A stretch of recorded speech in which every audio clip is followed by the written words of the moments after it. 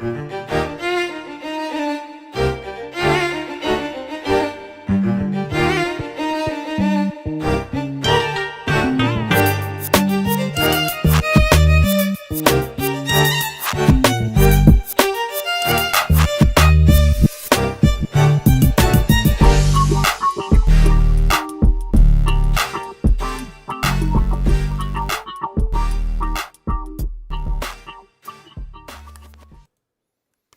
what's up, y'all? Merry Christmas, happy holidays, all of that stuff. So whatever it is you celebrate, cheers to you. Oh, that's good.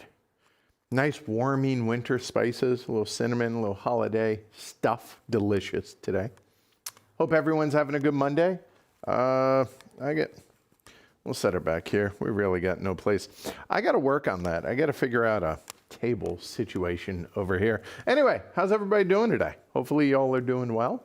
It is almost 4 o'clock Monday afternoon, the Monday before Christmas. I figure we'll start off talking about the schedule for this week.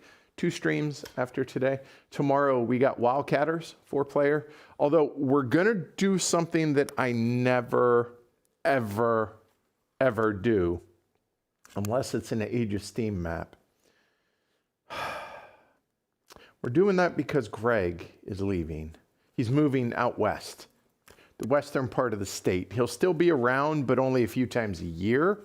And he has asked us if we can do a handful of both, or a handful of games before he leaves. And he asked for 5. And one of them is tomorrow. So we've done Clinic, we've done Food Chain Magnate, we've done Vinos.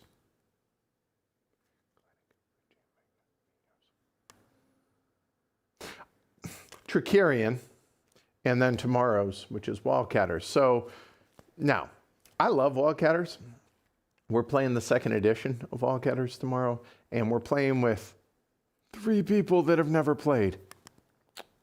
Never do that on a show, live publicly. We'll do that for patrons, like learning game stuff, behind, how the sausage is made stuff. Don't do it publicly. But you know what? I thought tomorrow's a good day if we're going to do that, do it tomorrow. Now, we could have done it towards a patron-only stream, but you know what? 'Tis the season for giving.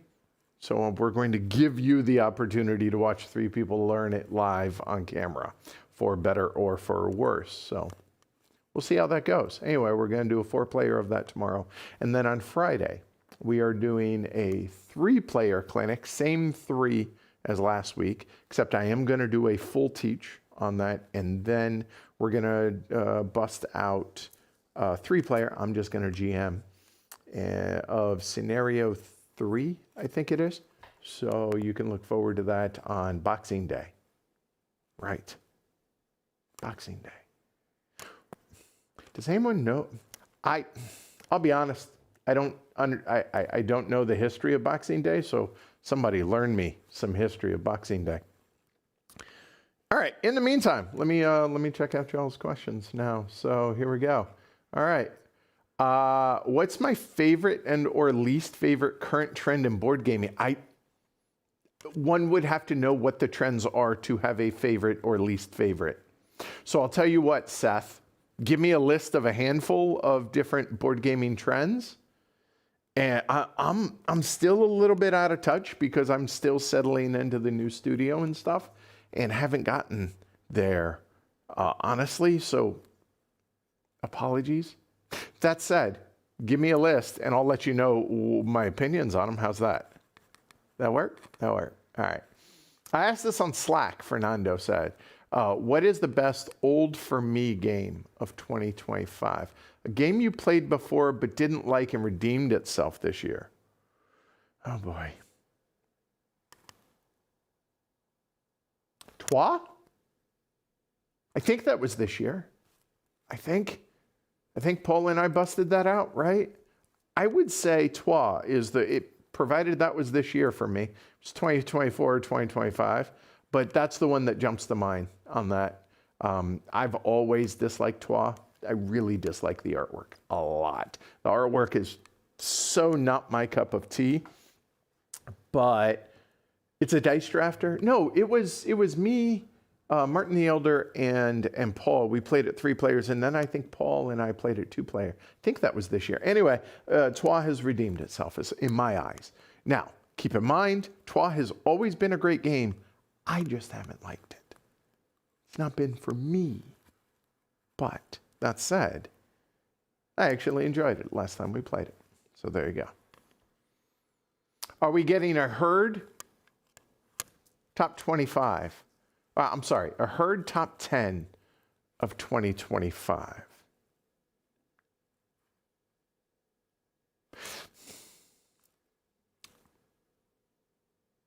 Sort of. What I mean by sort of is in April, the plan is to do the Golden Elephant Award finalists for both the herd as well as the heavy cardboard one. And so that will kind of be, might not be 10, but it will be the top X, whatever X ends up being. Could be 1, could be 8. I have no idea. So sort of, but you got to wait till April on that. Why can't I control my impulses at my friendly local game store?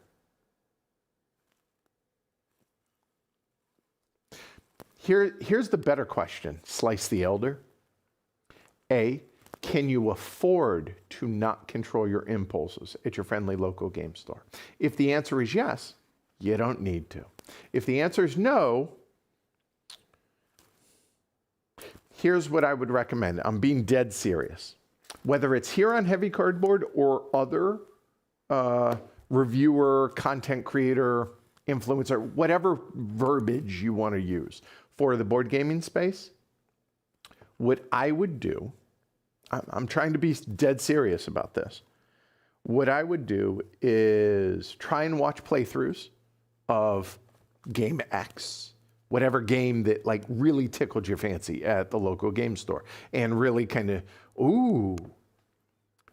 delve into it. Like whether it's reviews, whether it's playthroughs, whatever. Make a list, like literally carry a little pocket-sized notebook at your local game store. Next time you go, write them down. And tell yourself, you got to give it 1 month. 1 month of doing research. And if you still want it after a month and doing your homework on it, give yourself permission to buy it, provided you have the disposable resources to do so. I'll be honest, that's kind of how I treat tattoos, except a little bit longer of a lead time. For me, it's 6 months. So what I do is if I see or I get an itch, tattoos are a bit addictive, honestly, kind of like board games in that regard.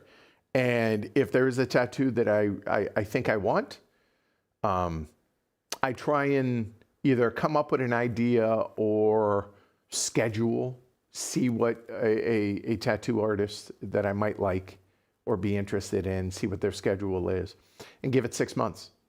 And if I still want said tattoo in 6 months, then okay. Then I give myself permission.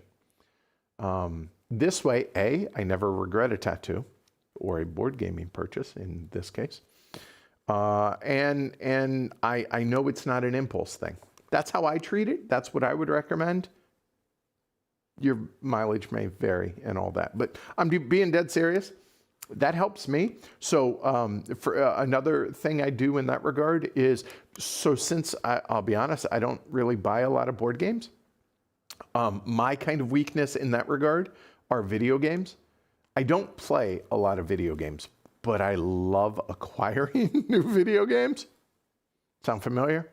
And so that's exactly what I do. I put it on my wish list. I do some homework. I wait a month. If I still want it after a month, then guess what? Then I'll give myself permission to get it. That's my best answer.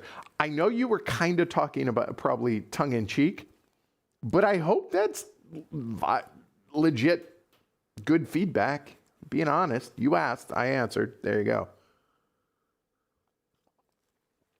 I know you played both Stressbotics and The Other Side of the Hill. Which one do you think would be easier to get into? Also, which would be best solo? Holy crap, Brian. Those are drastically different games. All right, let me try and tackle this. I know you play both Stressbotics and Other Side of the Hill. Which do you think would be easier to get into? Wow. Okay, so I realize you asked this a little while ago because it takes me a while to answer some of these questions, Brian. Before I can answer that, I have some questions for you that will help me answer your question. Also, which would be best solo? Okay. First off, how many players are we talking about for both Stressbotics and Other Side of the Hill, number one. Number two, your group that you're going to answer for question number one there is, do y'all prefer heavy Euros or do you prefer historical simulations, i.e. war games?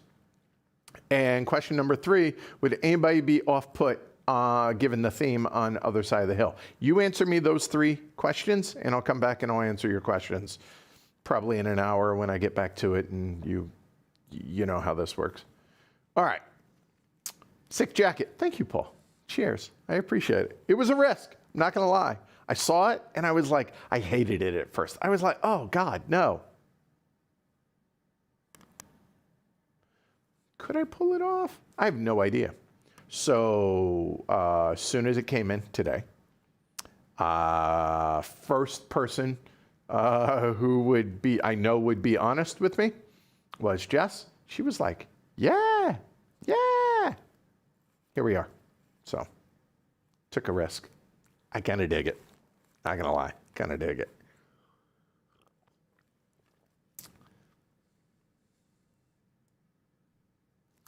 TV Spang, oh man, the jacket. Don't know how to respond to that, but okay. Okay. Derek. Wow. All right, Derek, you got to be honest with me. If there's one person in the board gaming space on planet Earth that I trust as far as fashion, it's Derek. Dude's got sick fashion sense. Plus, given what he does for a living, kind of is in touch with trends. So, Derek, I don't know what wow means. Be honest. It's okay. I can take it. Promise.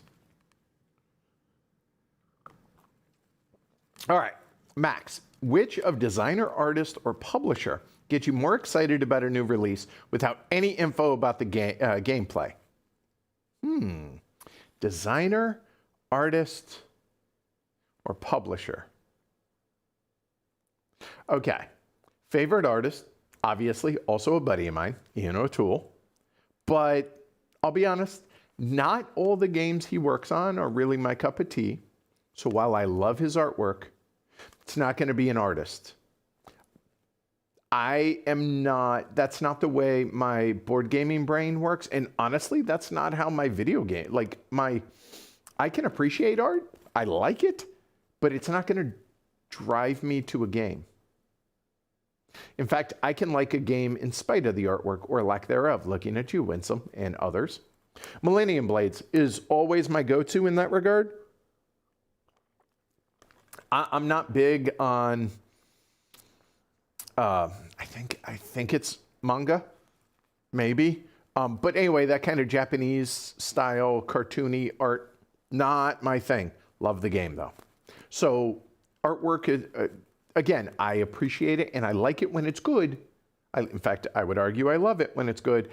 Really isn't going to drive me to a game.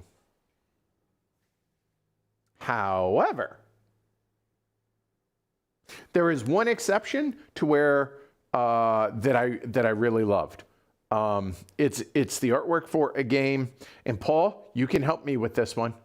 It's a game that I'll be honest, it's not a good game, but oh my God, the artwork is amazing, and the designer and artists kind of inscribed it on the inside.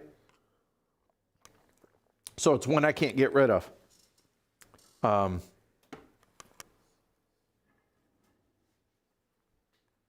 that's the exception. Okay, circle back to the question.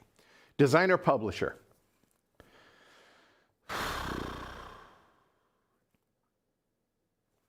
I mean, I feel like it's a bit of it's an obvious answer, but it's also God's honest truth. And it's got to be Splatter. It's got to be, right? If you hear, you being royal you, I hear, oh, Joris and Jeroen, designers at Splatter, they're coming out with a new game. Only happens once every few years. That's a big deal. And so, yeah, it's got to be Splatter. Don't get me wrong. I'm always excited, like, Martin Wallace's new game. Sure, want to check it out, but isn't to that level. VTOL, it's become a annual, holiday season. All right, what's the new VTOL game from Eagle Griffin?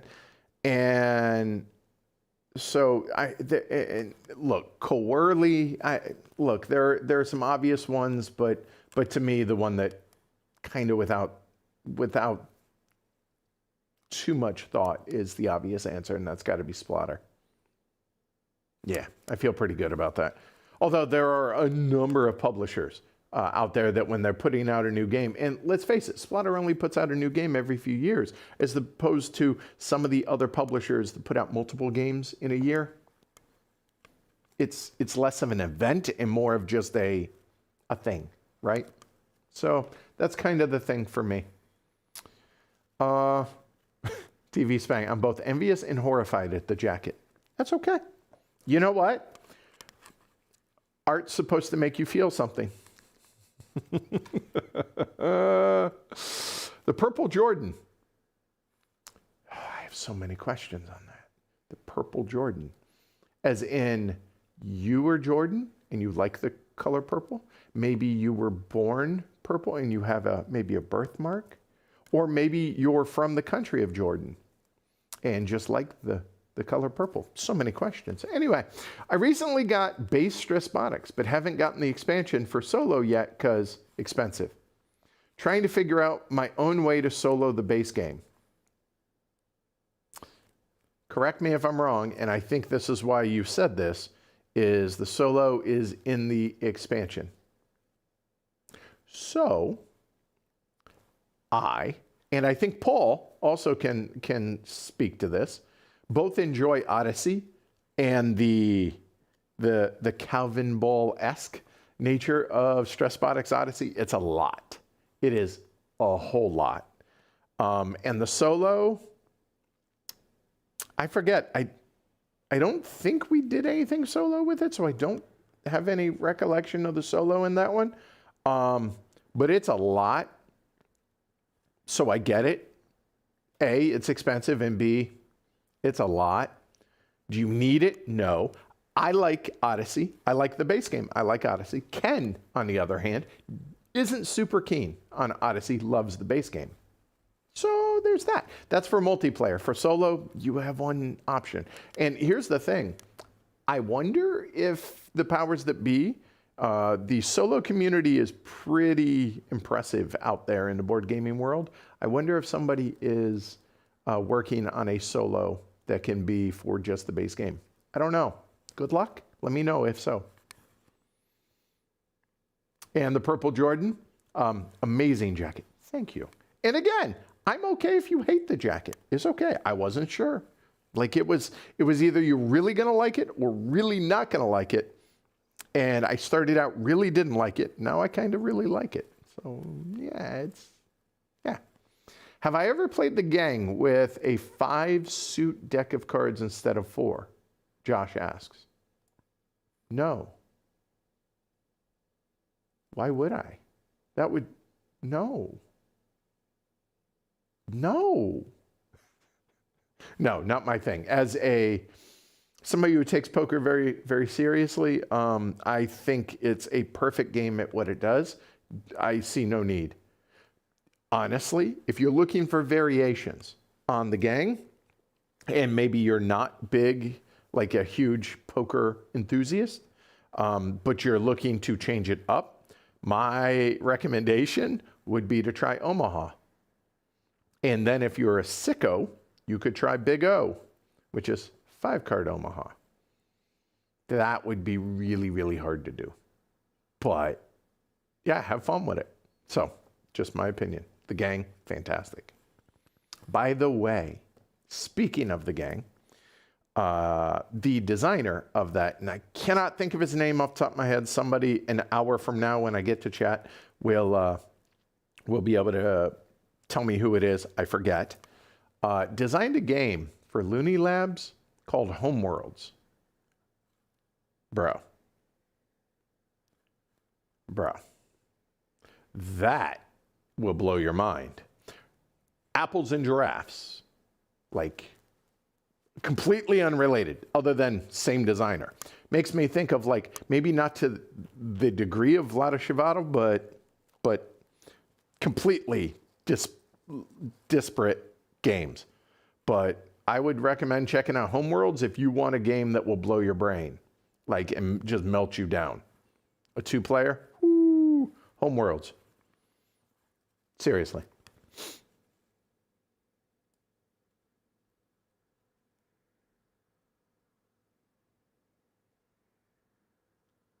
I have lost my spot. I'm sorry. I will look. Oh, there we go. I have found my spot. All right. Mentat asks, if my crew doesn't play a lot of very heavy games, but was interested and have loved some before, Gaia Project, Anachrony. Is Anachrony that heavy? Anyway, I haven't played it. Just asking. Would you recommend a Lacerda or a Fister to see if we enjoy it? Sure. Or are you asking me to suggest one? Okay.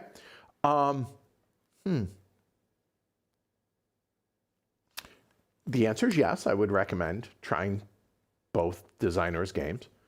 For sure. They design some really amazing games. For Vital, for Lacerda's games, as far as which game to start with, I don't want to insult you or your friends.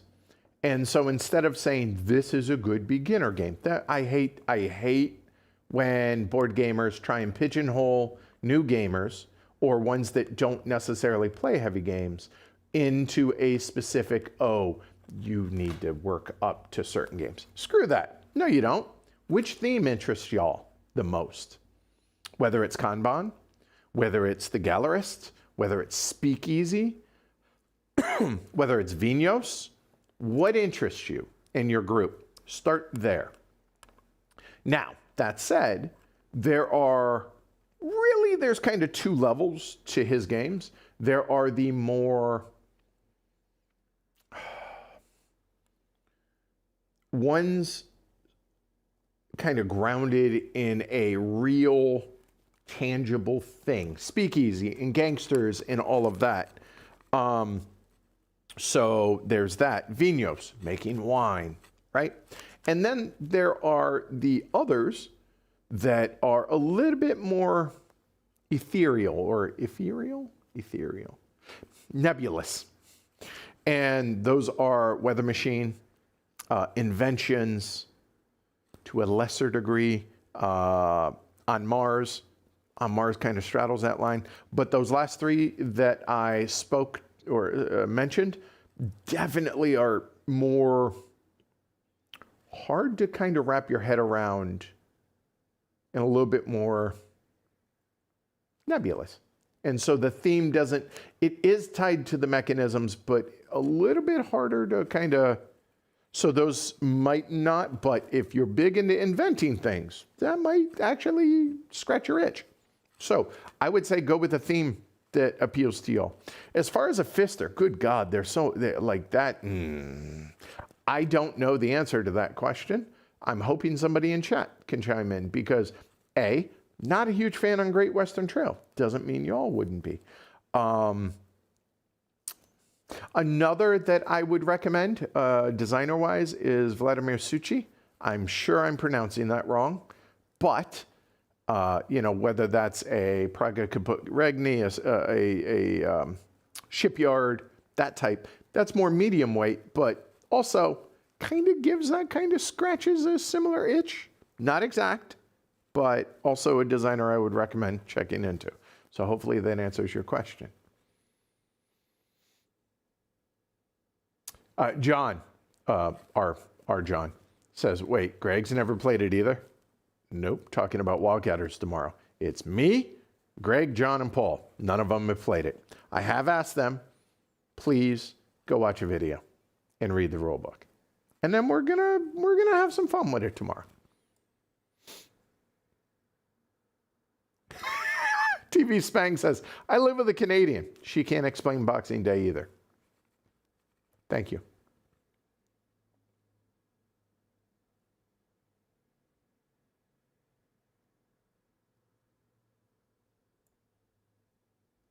Joko.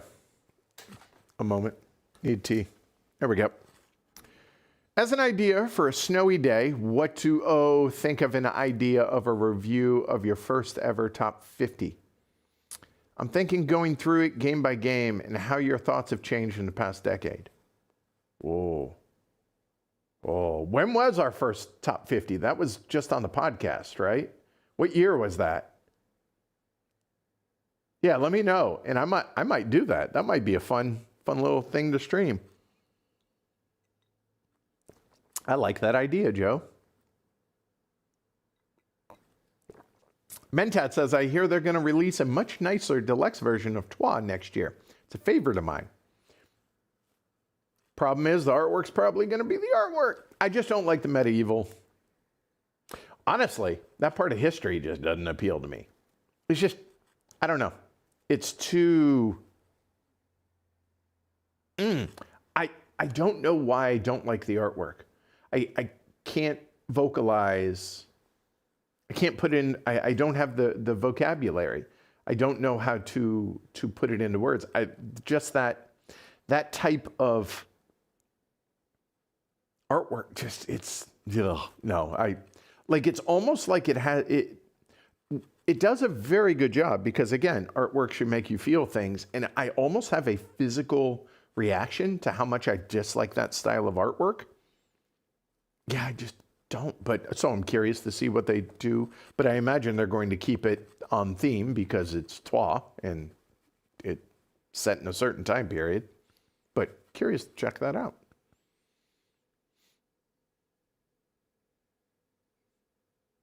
All right, getting back to current trends in board gaming according to Seth. Continued increasing even use of Kickstarter or similar for games, even for established companies. Deluxification creep of a lot of games. So he gave me those two things. Okay, let's start with the Kickstarter one. Crowdfunding, whether it's GameFound or whatever.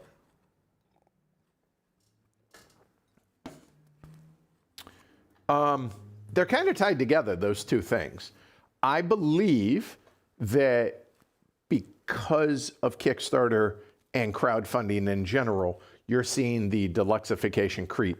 That, honestly, is the response of publishers to what the public at large, a vocal part of the public, the ones that mostly want to support Kickstarters and crowdfunding, want. So you're going...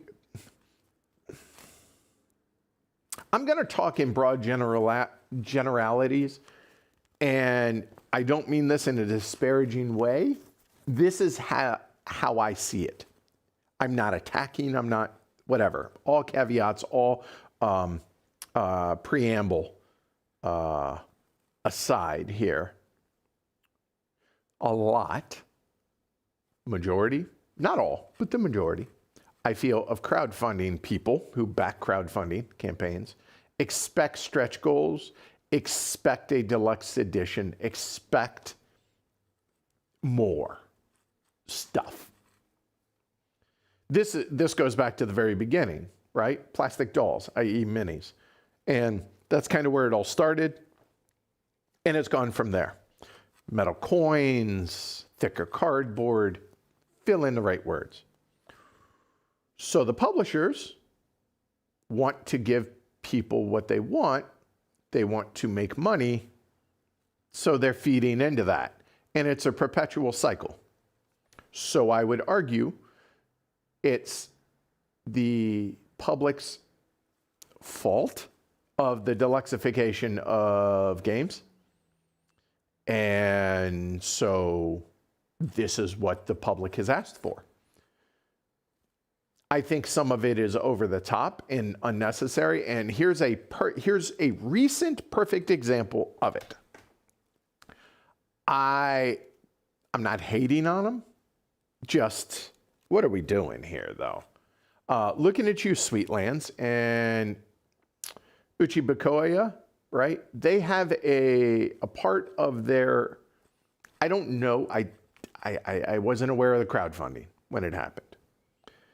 But the thing that blows my mind about it is they have little character meeples for all the different characters in the game that have absolutely no purpose other than they're there. They aren't used in the game. You could shoehorn them into being used in the, but they have no purpose. What are we doing? But here's the thing. People liked it, so they gave it to them, even though it has no purpose. So you reap what you sow.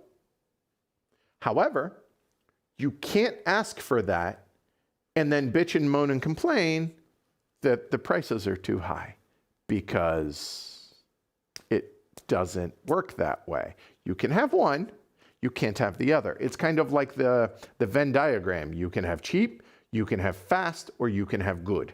Pick two. It's kind of like that. So what do I think of the trend? I think,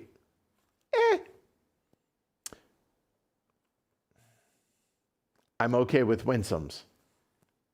By the way, for those that are unaware of what that kind of is a catch-all of, I'm being somewhat facetious and kind of a like gross overgeneralization and simplification of winsome games have no artwork. None. Now, do I think artists play an important part in board games? Yes. Do I think the board game hobby is better because of it? Absolutely. You know what? I still have Trickerion on the table, and oh my God, this game is gorgeous. So does artwork matter? But deluxifying just to do so, but there's a line, right? Let's look at Castles of Burgundy. Really? Anyway, to a point, look at Ra, right? That version. Is it nice? Damn skippy. Is it worth it? Worth it? That's up to you to decide. Obviously, the campaigns were successful, so clearly it was worth it. Do I think it's over the top? Yes. Is it necessary? No. But if the market sustains it, but it's absolutely pushing the price up on everything. Because I remember when I got into the hobby, Castles of Burgundy you could get for $20.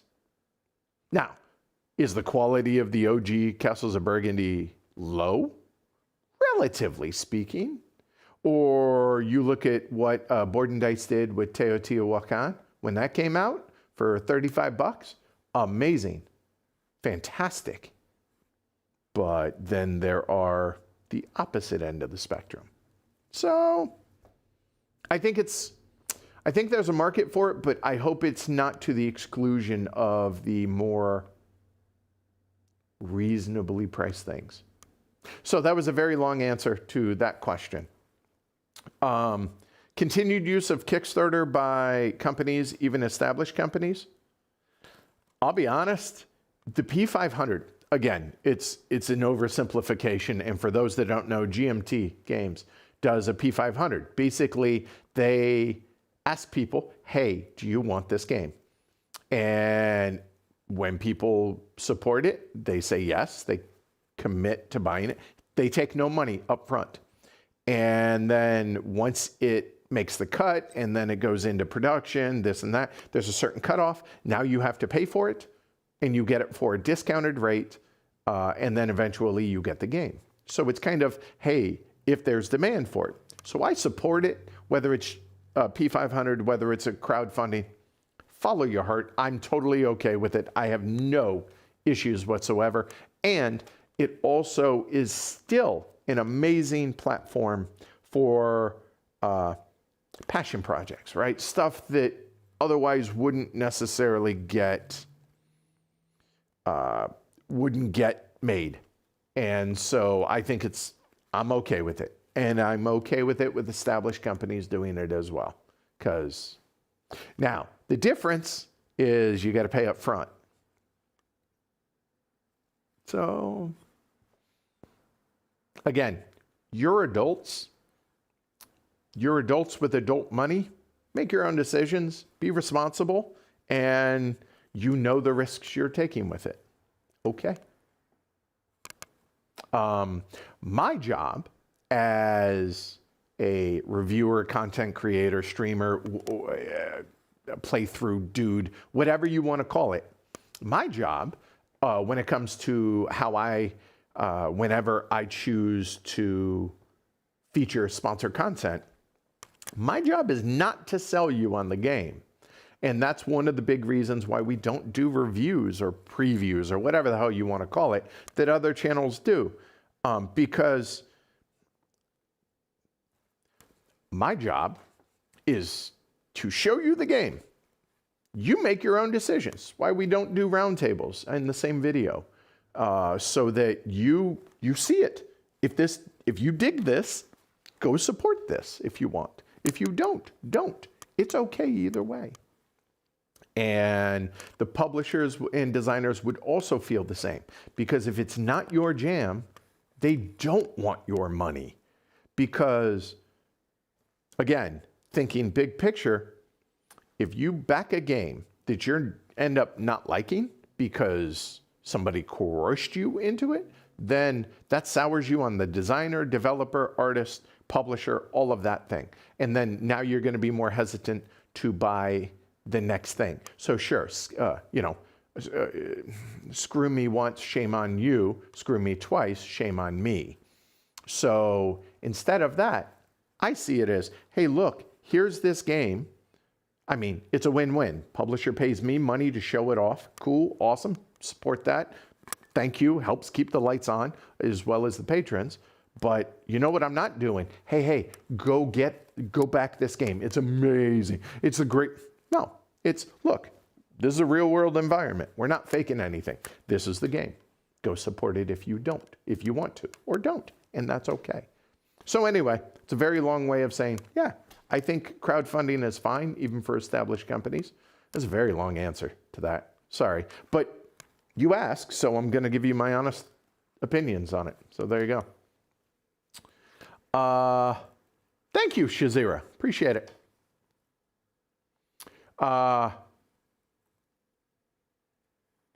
So, is it M Rotoscope or is it Mr. Otoscope? Oh, we go so many different ways with that. Rotoscope. No, we're going with Mr. Otoscope. There we go. Said, loved your game of Great Library. Now I want it. There is a perfect example of exactly what I'm talking about. You know what I wasn't saying? Hey, go back it. Hey, go get the game. No. We streamed 3 games of it, 4-player, 2-player solo, tag team solo, and said, hey, here it is. If this looks like your jam, go do it. And clearly, Mr. Otoscope said, hey, I saw it. I'm not sure which one he saw, or all of them. Thank you for the views. But now I want it. Okay, then there is the opportunity. There are other people that watched it and was like, you know what? I've played a lot of his games. I think I have enough. I think I can skip this one. They're okay with that too, as am I. So win-win. But that actually dovetails really well, given what we were just talking about. What's up, David? Do I go to cons? A lot less than I used to. Are you in Denver? I used to be. I would love to play with your group. So do I go to conventions? A very small, limited number nowadays, because there was one year I did 22. That will never happen again. I feel very confident about that. But as a general rule, the conventions that I've been going to, or will start going to, or will go to again. Let's look at 2026, right? We have HeavyCon, my convention. Go to that one. The Gathering of Friends, that's an invite-only, mostly industry people, but not entirely. Absolutely go to that. That's 10 days and glorious. HeavyCon, Circle DC, I've been going to the last few years, support Circle, Fort Circle Games down in DC, and so going again next year. Really enjoy that. And also it's become somewhat GMT East. Let's see what else. Essen or Spiel, going back to that starting in 2026. That is an important one for heavy cardboard. Used to go to a lot of others, but then there are some local conventions, stuff like Lobster Trap. That's about it. Maybe the occasional PAX Unplugged, but yeah, that's it. I don't do a whole lot of conventions anymore. Used to live in Denver back in 2018. Y'all can correct me on this. I think I moved here 2018 to the Boston area, so that's where I'm at. There you go. And if you're ever in the area, you have an opportunity to reach out. Pug on Toast, one of my favorite usernames. I'm picturing this. Anyway, love the jacket, Edward. Thank you, appreciate it. Want to say thanks for your recommendation on The Gang on your top board games list. It's been a huge hit with my group. You are welcome. Seriously, like if it weren't a filler, okay.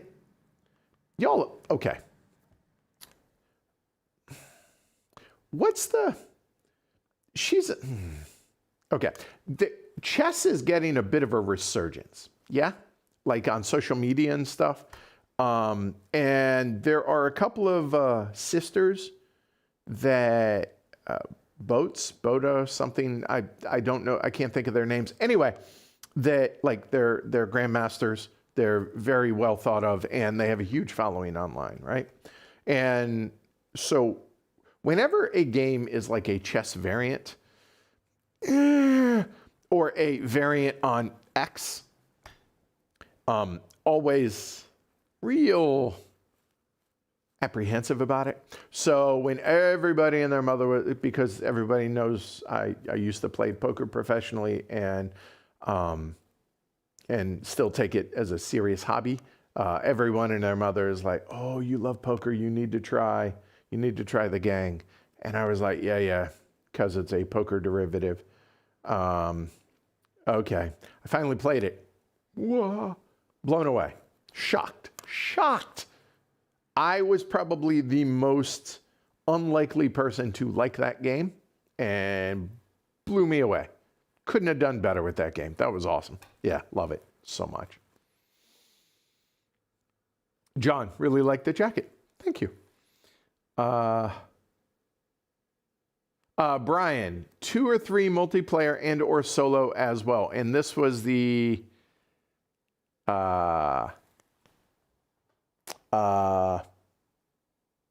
other side of the hill is Stressbotics, 2 or 3 play. Yeah.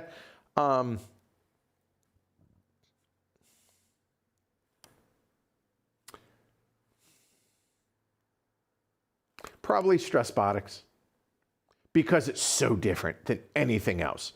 Other Side of the Hill has a really cool,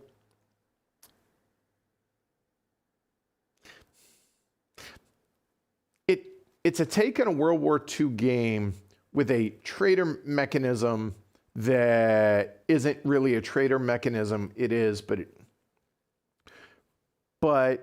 it's something that you've seen, just not done in that environment. Meaning a World War II historical simulation game. Still an interesting game, and one I would recommend checking out, provided you're not off-put given the theming on it. But Stressbotics is a unique animal, man, and there is literally nothing like it out there. So Stressbotics, I would say. For solo, haven't played either one of them solo, so I can't really give you a good good answer on that. Sorry. All right, Pug on Toast. What other quick filler games do you like to pull out? Lighter, easier to table for newbies to the hobby? That's going to be a better question for the herd in general. So feel free to help give him answers. Or them. Shouldn't assume him. Them, Pug on Toast. Also, I would recommend going and watching our top 50 because Shrey and Derek do an amazing job on talking about some of those type games. In our top 50 from last year before. Okay.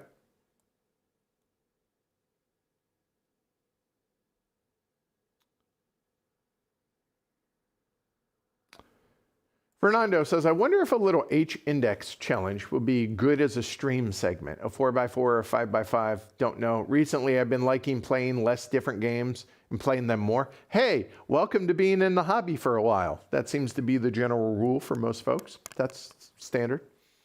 Seems like the herd also enjoys when games are played again with more expertise from players. So maybe it'd be cool to watch classics like Food Chain Magnate or others get a few reps on stream. It's never going to be like a 4x4 or a 5x5. It's just not the nature of the channel, and that's not something I'm really going to entertain. However, a smaller handful, 2 or 3 at most. Like we recently played Clinic last week. Got a rule wrong, so we're going to stream that puppy again. And we just did Trickerion, so we're going to do that one again, but with some of the expansions. So as long as it's bringing new content to the, giving you a reason instead of just the same thing over and over, or a different player count or whatever. And we do that. It's just over the course of years and not over the course of weeks. It's just not the type of channel that I want to run or feature.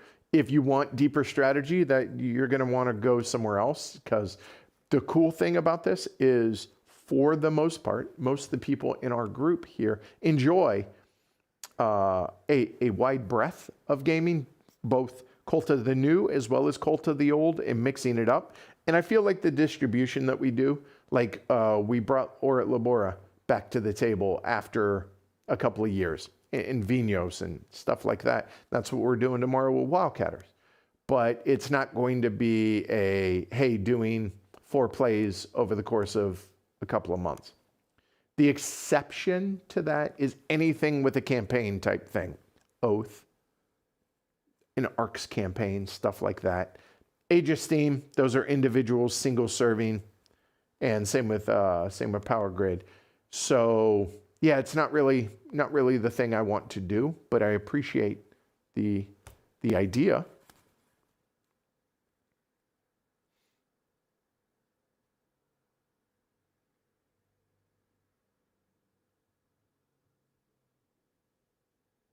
Oh, Seth says there's an online shop called ePaulette that recently got in some floral prints for button-ups. I might check into that. Thanks, Seth. Yay, Derek likes the jacket. Whew. Not gonna lie, that means a lot. Not saying the rest of y'all I don't care, but I know Derek pretty well. Not biblically, but I know him pretty well. And I don't know why I'm looking over at that chair. He doesn't sit there, he sits here. Anyway. But he has a keen sense of style. And the sweaters that dude rocks, he is one of the most well-dressed human beings I know in person. And the fact that he likes it, I appreciate that. Yay. All right. Robert says, that color looks good on you. Thank you. That's what Jess said. I'm surprised how well you're pulling off the flowers, though. Me too. Just being honest. I saw it, like I said, and I was like, nah, I can appreciate it, but nah. But then I was like, maybe? So let's circle back to the whole, like sitting on something for a while and chewing it over and deciding whether or not you really like it. This jacket sat with for about 6 weeks before I decided to pull the trigger and see if I could pull it off. And then I was like, yeah, I really want to try it. And good news, I can return it if it didn't work. Yeah, thank you.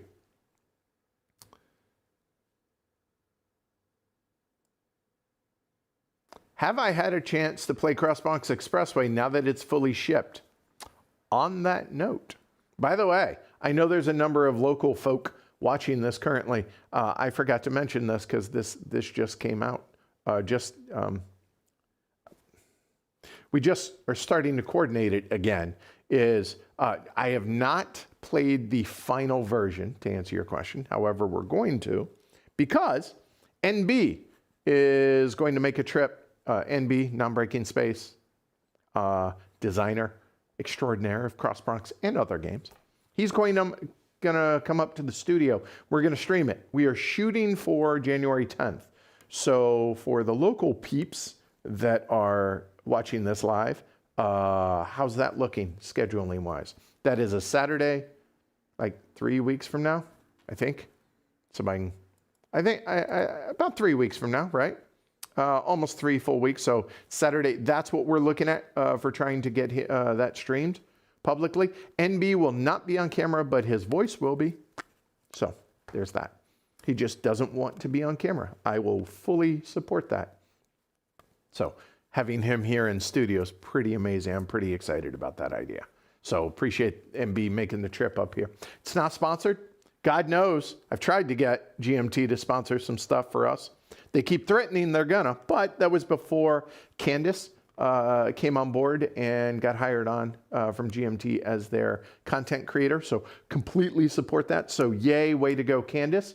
But I think Candace is going to be formerly at BGG, by the way, for those that don't know. Definitely go follow her. You know what? On that note, let me give her a shout out. She recently just posted. I didn't see it. Hold on one second. She has a new channel that I want y'all to go check out. If anybody knows it off the top of your head, I apologize. I am unprepared and I subscribe to way too many things for me to be able to see it because it's not on my front page anymore. And it was before I went live. Okay, I am done looking for that. So somebody, Candace's new channel. Anyway, so if you want content from GMT, probably going to have to look after this from Crossbox Expressway. We're going to let Candace focus on, or let her have that space. Like, I'm not trying to step on toes. So if GMT chooses to work with us in the future, awesome. The next time be the first. That would be great. But yeah, I want to respect Candace's space and fully support her. So go check her out over on her new channel. And I hope somebody can mention it so that I can give props. I can't remember what it is, but I was one of the handful of first subscribers to her channel. Anyway,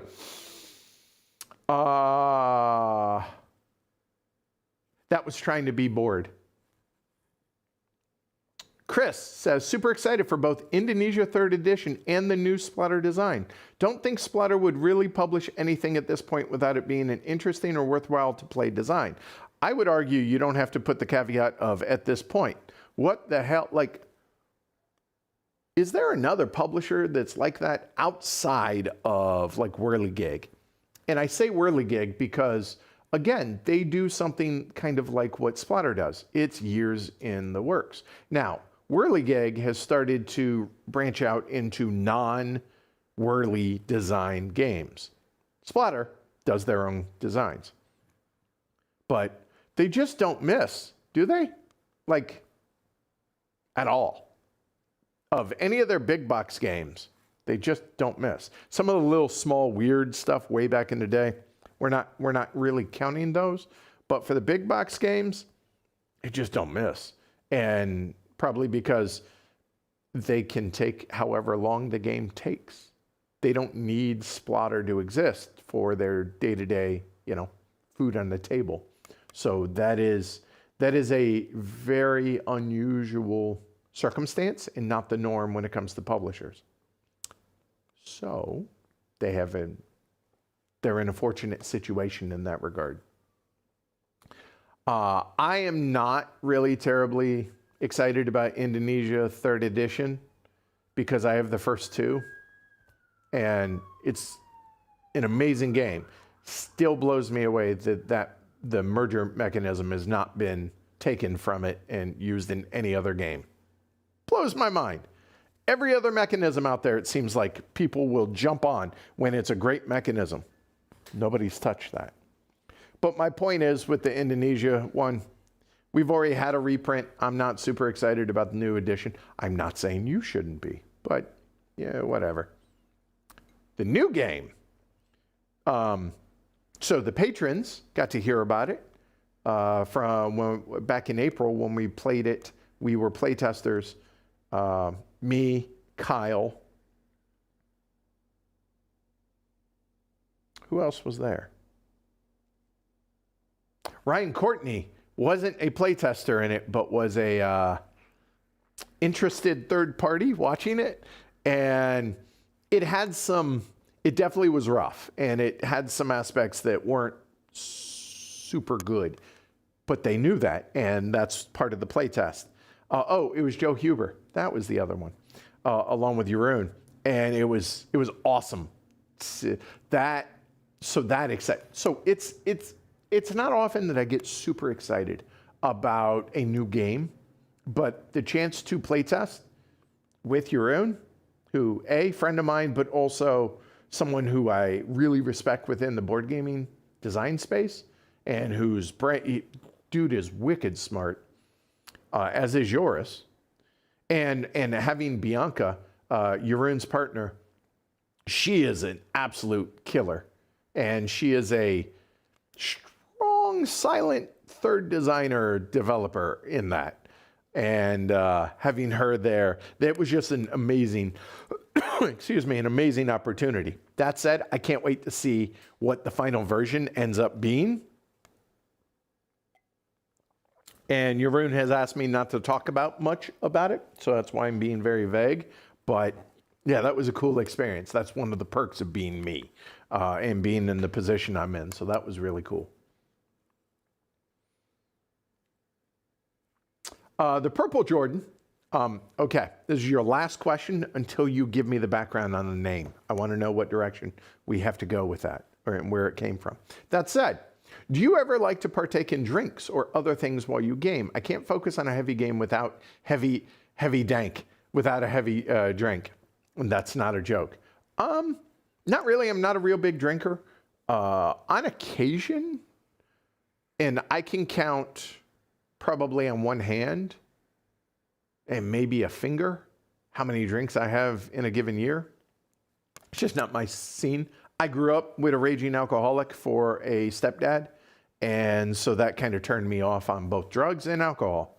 Not to say that whatever, but those things never really interest me. Now, I don't dislike it. I do enjoy the occasional cocktail, especially a good bottle of wine. That's nice. And on occasion, I'm trying to get into bourbon because I watch Bruzel here on YouTube. I'm not into bourbon yet. And I will never have a huge bar, but especially for somebody who doesn't really drink a lot. But I enjoy his content and I enjoy him as a human being. Dude just seems like a really good dude. He runs Bruzel how I try and run Heavy Cardboard, coincidentally, or maybe like begets like, I don't know. Seems like a good dude. And he was up in Wakefield a month or two ago, and I didn't know. He was literally right down the street. Wish I could have run into him. That would have been cool. Anyway, I digress. But one of my patrons sent me a bottle of his daily drinker, which is Eagle Rare 10-year. And I'm trying, but man, I'm trying. I'm trying. I'm not quite there to where I thoroughly enjoy it, though. I'm not eager for it. That said, you go back, if you're a patron, you can go back and listen to the podcast from Circle DC. Had a lot of fun with James, and James likes to enjoy an adult beverage a little bit more than I do, and listening to some of the discussion about the funkiness of rum. And anyway, but nah, not really my thing, but I don't mind if others do. So anyway, that's a long way of answering. Not really.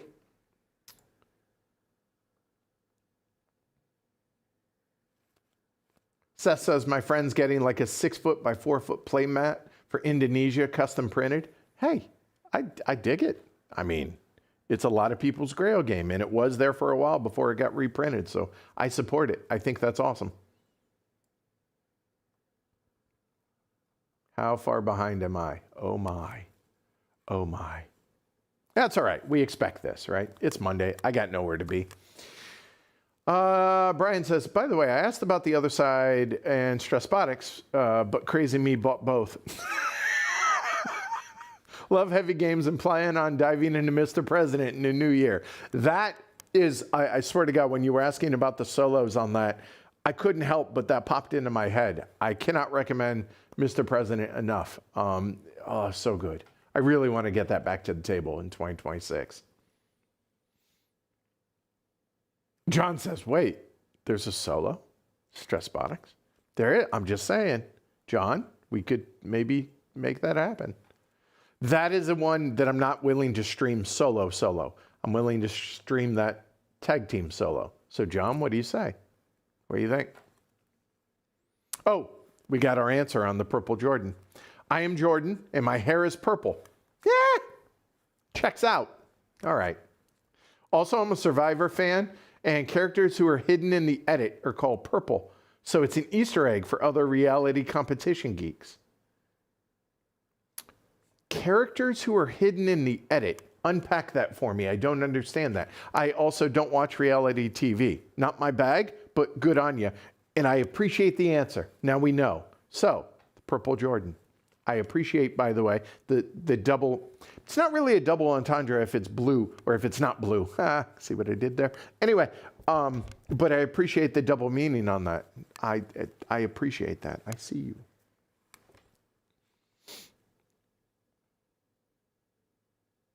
That's impressive. Seth says we played Gang with a group where we perfect completed a 6-player round of Omaha. That is impressive. That is really hard to do.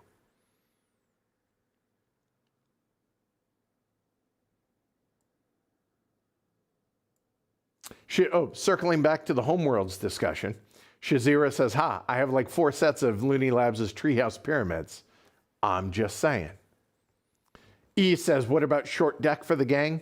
Hey, follow your heart, people. Short deck, by the way, removes a lot of the cards. I forget what number, like, it's almost like a pinochle deck, but plays poker.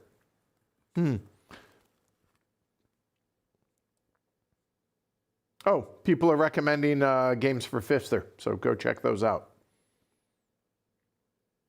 Best Mind Clash, in your opinion. Big Lowry, I am not the person to ask on that.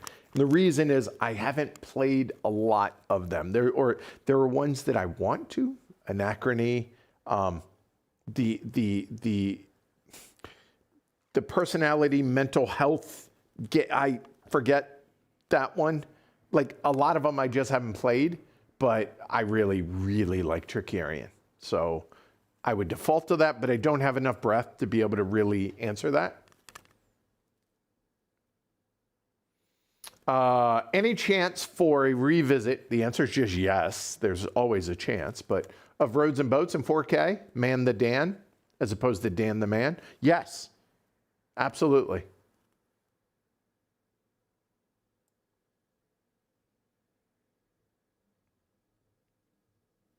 Oh, Aaron, good God, we're going heavy.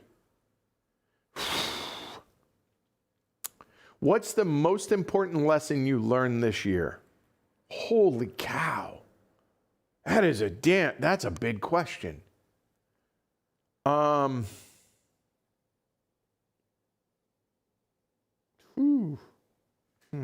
stalling. Let me think. I've had a hell of a year.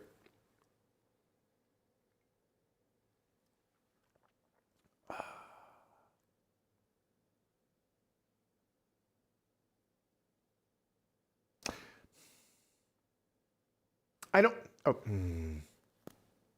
I would say the two, you asked big question, I'll give you a big answer, or meaningful. There are two things that I think I've learned the most this year. One is a lesson, and the other is just a general thing. I would argue they both kind of are, but I'd say number one, lesson is when in doubt, or even not in doubt, it's probably just a good rule of thumb to give people the benefit of the doubt. Easier said than done, but in general, give people the benefit of the doubt because you don't know what they might be going through. Somebody cut you off in traffic. Maybe they're on an emergency. Maybe their kid just got hurt. I don't know. You don't know. Okay. Maybe somebody's just an absolute douche canoe. Maybe somebody significant in their life just got diagnosed with cancer and they're really pissed off and they're not sure how to deal with that. I don't know. You don't know. So give people the benefit of the doubt. I would say that's probably the biggest lesson I've learned this year. Secondly, and this goes back to everything that I went through this summer and winter with the unexpected news of, hey, your place of residence / the studio is getting demolished, get out, and not being able to do that and possibly losing my ability to do this in my livelihood, is don't underestimate the generosity of strangers, I would say. I'm still blown away at the response that y'all had to the GoFundMe campaign to make this happen. And I'm still blown away by it and very humbled by it. So those are probably the two biggest things I've learned this year. Or really had driven home, if not learned, if that makes sense. So hell of a question, but I appreciate it. Thank you. David says, I arrived late, so maybe you already answered this. Why are you not in the other studio, the talking studio, the one up there? It's not ready. It's close. It's very close. And I wanted to do this up there, but the next time we do this, it will be up there. But the main reason is it's just not ready. The main thing is I haven't bought a new laptop, and I haven't learned how to do a remote desktop on a laptop to log into this computer. It's a lot of technical stuff, but I need to buy a laptop. I've dragged my feet a little bit because honestly, I got so sick and tired of spending money to build this, and I needed a break from spending money, and the laptop's not going to be cheap to be able to stream in 4K up there, and that's the talking studio. Still haven't come up with a good name for that. And so I probably should have tried to buy a laptop during Black Friday and stuff, but I was just spent a lot of money building this. Again, reference back generosity of strangers.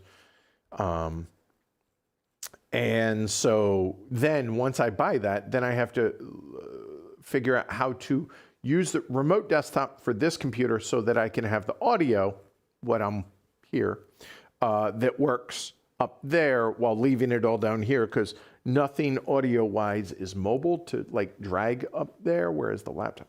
So I got to learn all that, and I just haven't yet. And I've focused on getting this down here, since this is the main thing that I do, this being the priority. I just haven't gotten. And full disclosure, I was supposed to do that today, and I thought I'm kind of putting that off a little bit because that's not fun. Doing this and hanging out with y'all is a lot more fun and enjoyable. And because Lincoln has been sick and I haven't been able to leave the studio for any appreciable amount of time, I've been kind of homebound, if you will, because I need to take him for walks every few hours because his stomach has been so upset for the last week. Normally Mondays are, hey, I get to go play poker days because usually a lot of the crew isn't available for streaming on Mondays. So kind of I take Mondays to go play poker usually, but I haven't been able to do that. I could have done that today because Lincoln's feeling better, but I kind of planned on organizing and setting things up over there. But then this came in and I was like, I had the idea to do a little Ask the Elephant today. So here we are. So that's why. Like I was literally, I'm partially dragging my feet a little bit on it because I don't want to spend more money on that. And that's going to be a couple $1,000s for the laptop to be able to stream in 4K. It's got to be beefy enough. So anyway, that's a very long answer to a short question. But there you go. Truth.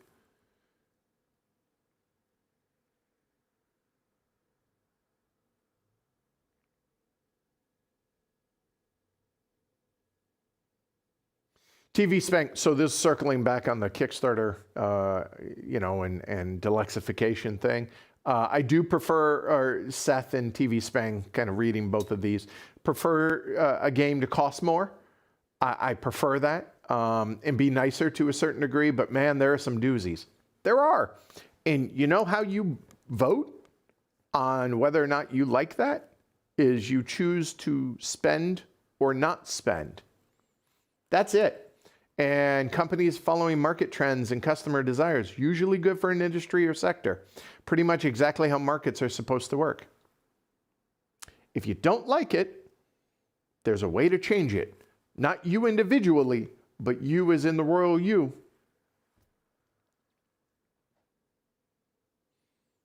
Shazira says, the Sweetlands publisher got to start producing board game components now. I don't know where I read that. I need to check on it. So that's been their start expertise, but I heard it at a con or something. News to me. Uchi Bikoya? Didn't know that. Okay. But still. But that was just the most obvious recent example of what are we doing? But not diming them out or putting it all on them. I was just using that as an example.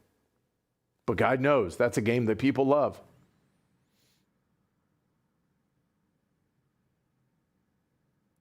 Purple Jordan says, I played Sweetlands, my first and only crowdfunded game, but I guess I didn't opt for the character meeples because they're extraneous. You don't need them.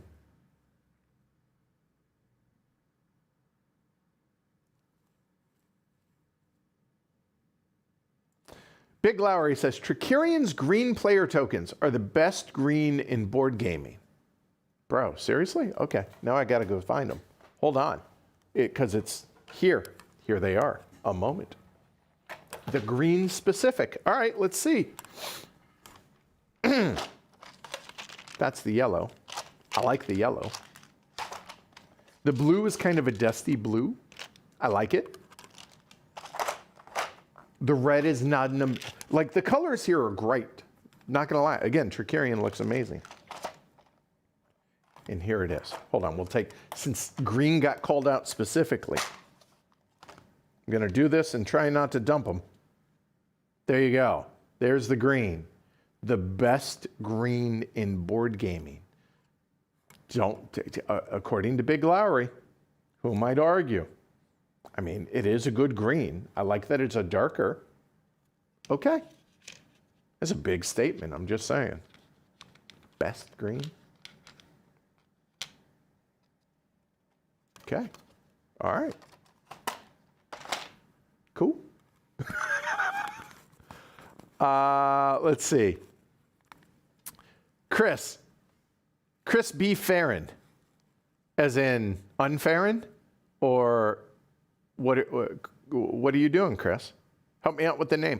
I'm having fun with y'all's names. You took the time to come up with them, so I'm trying to figure them out. I like the Castles of Burgundy Deluxe because the tiles are fun to play with, even if I do understand that it is totally unnecessary. Would not want to play with the sculpts. You do you, boo. But yeah, no thanks. I don't need that. It's getting squirrely over here. There we go.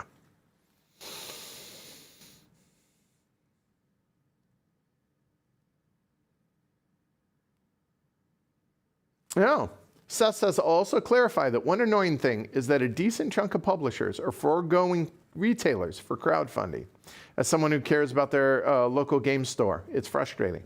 What do you mean by foregoing retailers and crowdfunding? Meaning there's not like a retailer pledge? I've been out of the loop a bit because of obvious things since this summer. So I'm starting to get my toes back into being in touch with things.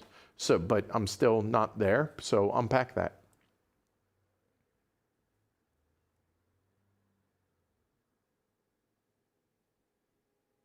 So Shazira says, I appreciate when a crowdfunding let you self-target to get basic or wood or minis for those that are about it, that life. Here, okay, so on the flip side, so I'm gonna come to the publisher's defense on this, is for those of y'all that, look, I love having that as an option. I think that is a great thing to offer. However, I also can appreciate publishers that only go one direction or the other. Personally, like Eagle has kind of spoiled us.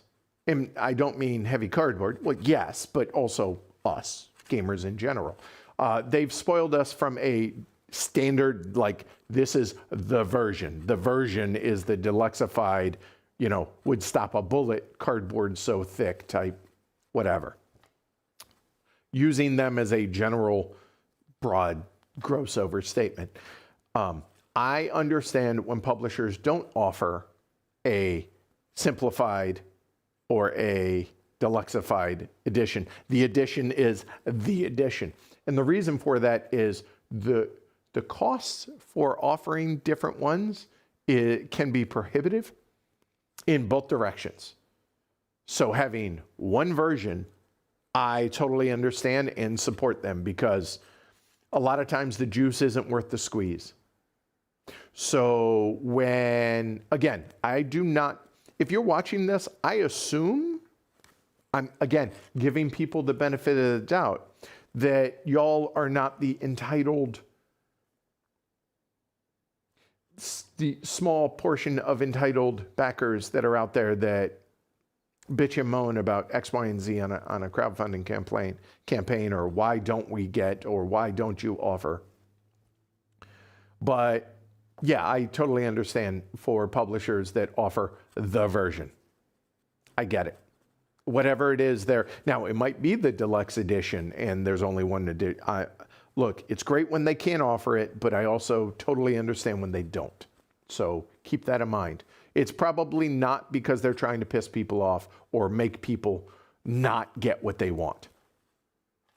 Again, just logically thinking about this, right? Oh, it's out there. Oh, now I need to, hold on. We're going to have a bit of an interlude here, y'all. Okay.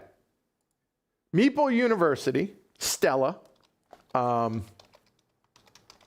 Okay, hold on. We were a part of that. Thank you, Derek. So 12 hours ago. Okay, y'all, hold on. I don't know if Derek has, okay. Look, let's all go watch it together real quick. Literally, there's going to be a bit of an interlude. Like, we're just going to pause right here. This is cool. So Meeple University, it's funny. I can remember Stella's name. I cannot remember Stella's husband's name. Again, I am just a total terrible host. Go watch, oh God, that's 12 minutes. Okay, let's not do that right now. When we're done, let's go watch it. Anyways, go watch Santa Reviews Board Gamers, Naughty List Edition, Christmas board game parody, the one I just linked to.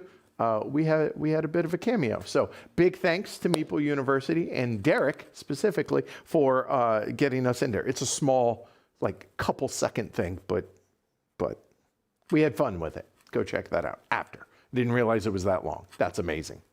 Anyway.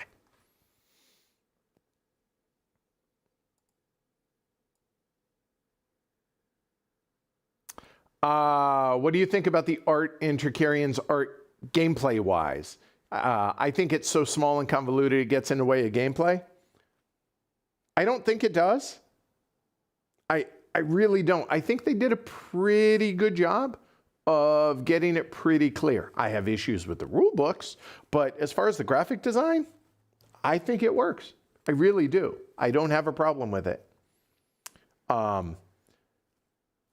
So I think they did a pretty decent job with it. And the fact that they had two sides of the board, a light and a dark side, as somebody who streams board games and broadcasts board games, big fan. So I disagree with you, Fernando.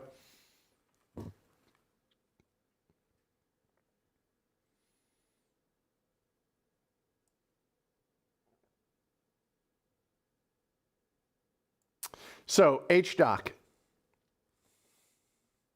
Helpful doc? 8814. So HDoc 8814. Were there 8,813 other HDocs, and this is the only one that was available, or what's the specific on this one?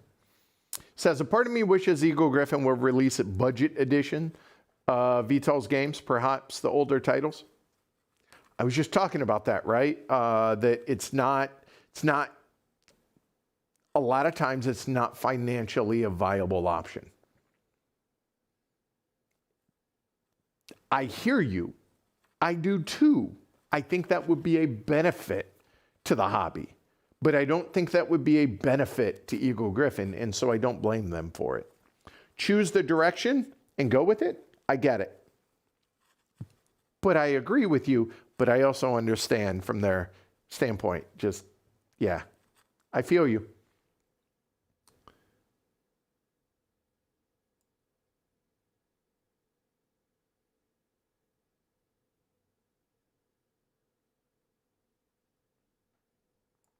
Yeah, so kind of circling back, because again, I'm slow and I give long answers a lot of times, and so this is like an hour ago, but talking about the Kickstarter thing, again, crowdfunding in general, not excluding GameFound on this. Anyway, where to go?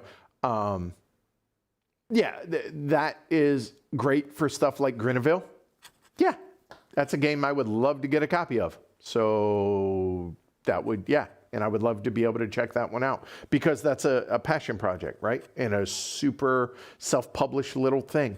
I think that is a great platform for it. So I think it works in both directions, as long as there aren't a lot of Kickstarter exclusive, unless they're completely like in video games where it's just skins and aesthetic junk that you want to pay for. Knock yourself out. Like, look at Fortnite, right? The way they do that. The content's not behind a paywall. The extra non-content based stuff is all for it.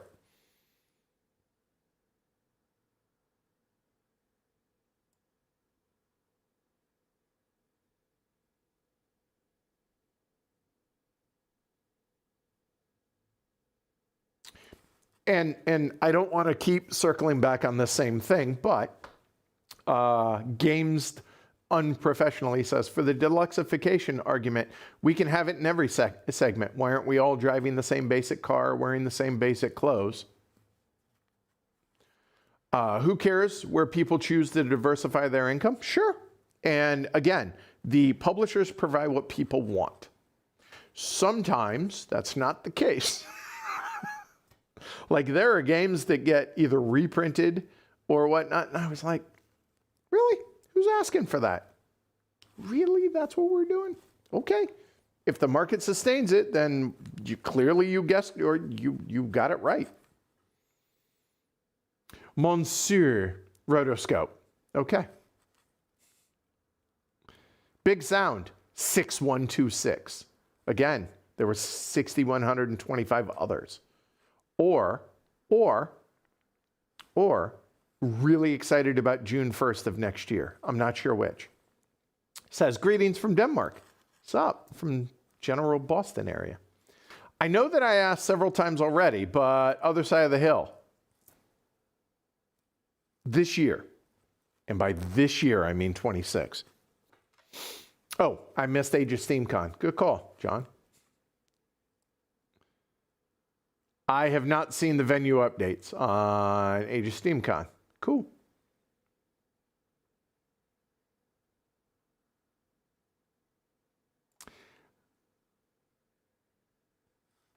Again, I'm loving the usernames today. The somewhat well-known BIG 1797. Again, what's the significance of the numbers? Anyway, the somewhat well-known BIG. I'm probably a bit behind, but I am loving the new studio. Thank you. God knows I put a lot of blood, sweat, and tears, quite literally, all of those things into this. So glad to hear people are appreciating it or enjoying it, fill in the right words. Cameras are amazing. Audio's fantastic. I've not been noticing the fluctuating background room audio from the old studio as much. I hope not. We put a lot of work into it and a lot of money into it too. So glad to hear. Plus, I don't know if you know this or not, but streaming in 4K, it's not cheap and not easy. So I'm glad to hear. Very different than uploading in 4K. Way different. So I'm glad you're enjoying it. That's awesome. Thank you. Big Larry, ever gotten a chance to play Squares on Sale? I have never heard of it, much less played it.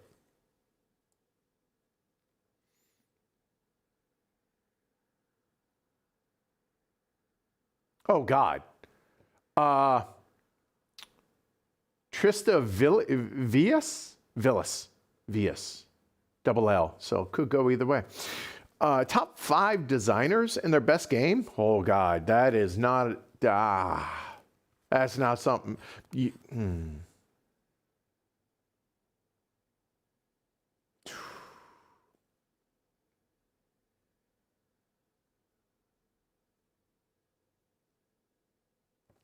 Best. Depends on the day. I don't know that I'm going to, oh, God. I mean, you could look at my top X list and kind of derive that from that list, right? I mean, I'm not trying to be evasive on the answer, but I'm trying to think. And just because I have a game listed high doesn't mean I always want to play it. Looking at you, Aegis Theme. I know, shock, I know. But yeah, I mean, look at the top lists. That's probably your best bet for that off the cuff.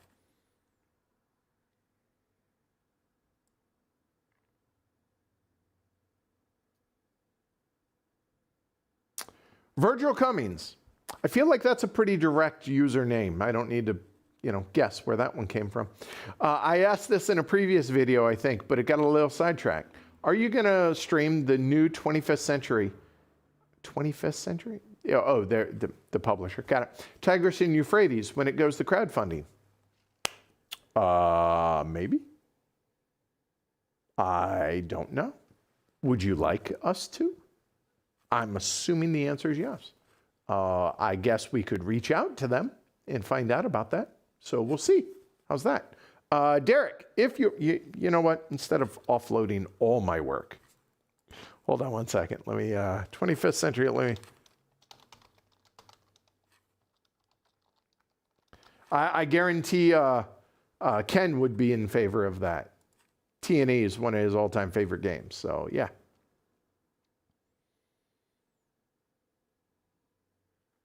John says, you don't like my tired flannel shirts and sweatpants? I don't judge. I just ask no tank tops on the stream. That's really it. So you do you.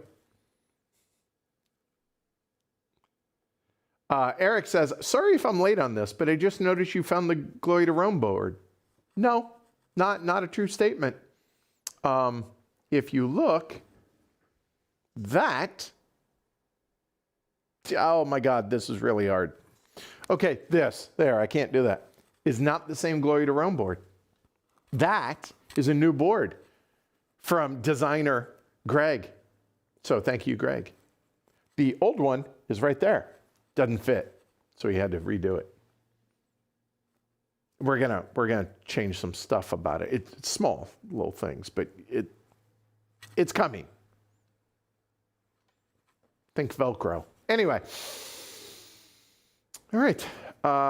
Yeah, a lot of people just really haven't noticed it, but I'm not. My job isn't to spell things out for y'all. Kicking it creative with Candace. Thank you, Derek. Put a link to her channel. Y'all go sub. And seriously, being dead serious, look, I know it's awesome hearing Martin Fowler ask everybody to give us your thumbs and all that. And it helps with engagement. That's fine. Subscribe. Look, the subs are on par with, more important, on par with the Patreon. So those two things, the thumbs, tertiary. Subscribe. Half y'all don't subscribe. I don't understand why. It literally costs you nothing. Hit a button. Go subscribe, please. It really does help the channel. We are slowly growing, but I am please subscribe. And secondarily, patreon.com/HCHQ. You ask the patrons. There's a lot of them in chat right now. Ask them. They get a ton of little behind the scenes every week, especially going back to the move and all of that, for better or for worse. They get a lot of content. And they also get a lot of streams that are behind the scenes as well. So you get you get access to the Slack community. It's a lot. You get a lot for $5 or more a month if you were so inclined. It really does. Literally, it pays the bills for this place. So please, please, please consider supporting the show. But if you do nothing else, subscribe, please. Look, it's totally a vanity thing. I'll admit it. But I would kill for one of those silver YouTube plaques. I'm not lying. We are a long way away from it, but I would love that. Just saying, subscribe. Don't hit the bell if you don't want to get notified when we go live. That's fine. Subscribe, please. Really, really does help. And it matters. I appreciate it. All right, enough about that. Heroic Logic says, nice coat. Thank you. I appreciate it. I really do. It was risky. Wasn't sure if I could pull it off. Jess said I could. She'll be honest. Y'all have been honest as well, but I'm saying she gave me the confidence to do it, so thank you.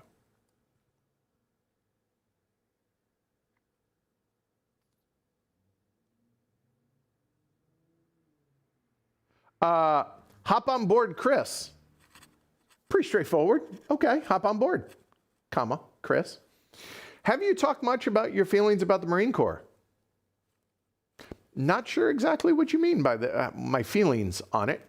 Been thinking about my time a lot recently, with it being 250th birthday this year. No pressure if it's not a subject you prefer. I don't mind. Just not a lot of people ask about it, so I don't really talk about it much. Look, I was Air Wing. I worked on, I did avionics on F-18s. I was in for 9 years. I did two contracts. My first one was 6 years. My second one was 4 years. And I realized I said I did 9 years. They overlapped. Been there, done that. Didn't have bullets whizzing over my head. So, I did my job. I'm proud to be a Marine. I'm very proud of being a Marine. I'm also really glad I got out when I did, if we're being honest. I went on terminal leave, which 45 days vacation, if you will, PTO, I had saved up. I went on terminal leave September 8th, 2001. For those not processing that, that's 3 days before 9/11.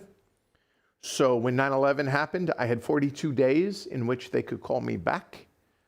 Every time the phone rang, I kid you not, I just kind of stared at it for a second and I was like, are they calling me back? They didn't. I avoided that. I'm grateful. I'm glad I did my 9 years. I was also glad to, as they say, USMC stands for you sign the mother contract. It's a 4-year lesson in civilian appreciation. It just takes some people longer to learn it than others. It took me 9 years. It's a joke, but no, I did my time. Glad I did it, but also glad to be out. As I've gotten older and I've gotten more, and honestly, this is where Jess has been a huge help, is the do I frame this?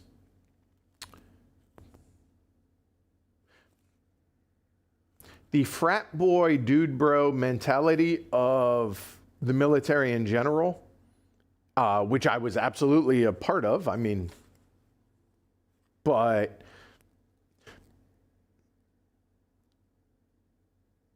not the environment that I want to be involved with nowadays. And honestly, that's one of the things that I got sick and tired of working in aviation after I got out, was because in aviation, civilian aviation, the overwhelming majority of folks are former military, and I hated most of the people I worked with, and definitely the people I worked for. As they say, people don't quit bad jobs, they quit bad managers. True statement. So it just so happens that Heavy Cardboard afforded me the opportunity to get away from that after I went back into aviation after playing poker professionally when the government took it away back in 2011. Long story long. Anyway, I'm really proud of my time in the Marine Corps, but I'm also really proud that it's past tense. So I'm okay with that. But anyway, yeah, I have no issues talking about it, just nobody really asks. So I don't talk about it. Not that I didn't have bullets whizzing over my head. Like I wasn't in Fallujah. I wasn't like any of those things. So when people, it took me a lot of years. I mean, I've now been a civilian for almost half my life. Like how do I say this? I've been out of the Marine Corps longer than the first half. Because I was in from 93 to 01. It's been a very long time since I've been in. It doesn't feel that long, but also it's been a very long time. Anyway, took me a very long time to come to grips or not feel completely fish out of water awkward when somebody says thank you for your service, because I have a Marine Corps plate on my car and stuff like that. And I get to, don't laugh, but I love that Home Depot has military veteran parking spots. I appreciate that a lot. Anyway, so whenever somebody, whatever, finds out and they tell me, thank you for your service, it took me a very long time for me to get comfortable with that, because of the fact that, again, I didn't have bullets whizzing over my head. I didn't have my best friend blown up. I didn't have those kind of direct things. Now, were we in combat zones and stuff? Yes. And were there scary times? Of course. But it's a little bit different than those guys. And so it took me a very long time to not feel awkward about it, because, again, I wasn't receiving direct fire. And whereas those that do, that's a different animal. Anyway, yeah, it took me a while to get comfortable with it, and the fact that, like, I did my job. I did what I was supposed to do. I did my part, if you will. Again, it's kind of like Starship Troopers. I'm doing my part. Yeah, that. So I came to grips with it. Anyway, that was a very long, no one asked. Okay, moving on. Shafe, 72. I'm going to go out on a limb and say Shafe is 53 years old. See if I'm right. During the top 50, y'all discussed playing some games that were on others' lists that you hadn't played on stream. Plans for that in 2026? Yup. Also, everybody who's on this channel as a regular, I asked them to pick a game. Any game. It could be one of their favorites. It could be a game they are curious about. Whatever. They set the parameters on that. And we're going to stream those. And then after we work through the list, then gonna work through it again in conjunction with all the other stuff that we do. So yeah, that's gonna be a part of it as well, for sure. Also, the patrons, every month they get to vote on a game. So the vote is currently open for patrons right now for January's game.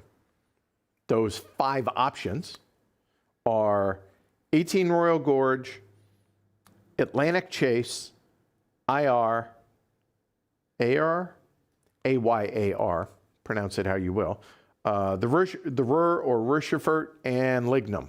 So those 5 are the options for patrons. And about a third of the patrons have voted so far. It's open for a few more days.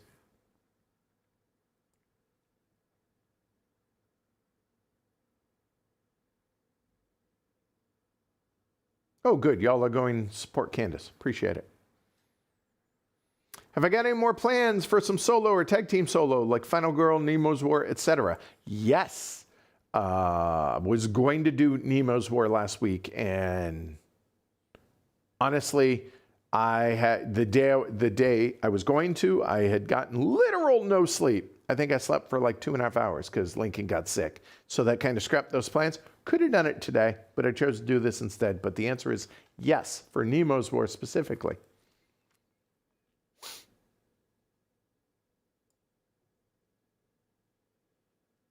Oh, good Lord, I am way behind, to the shock of nobody.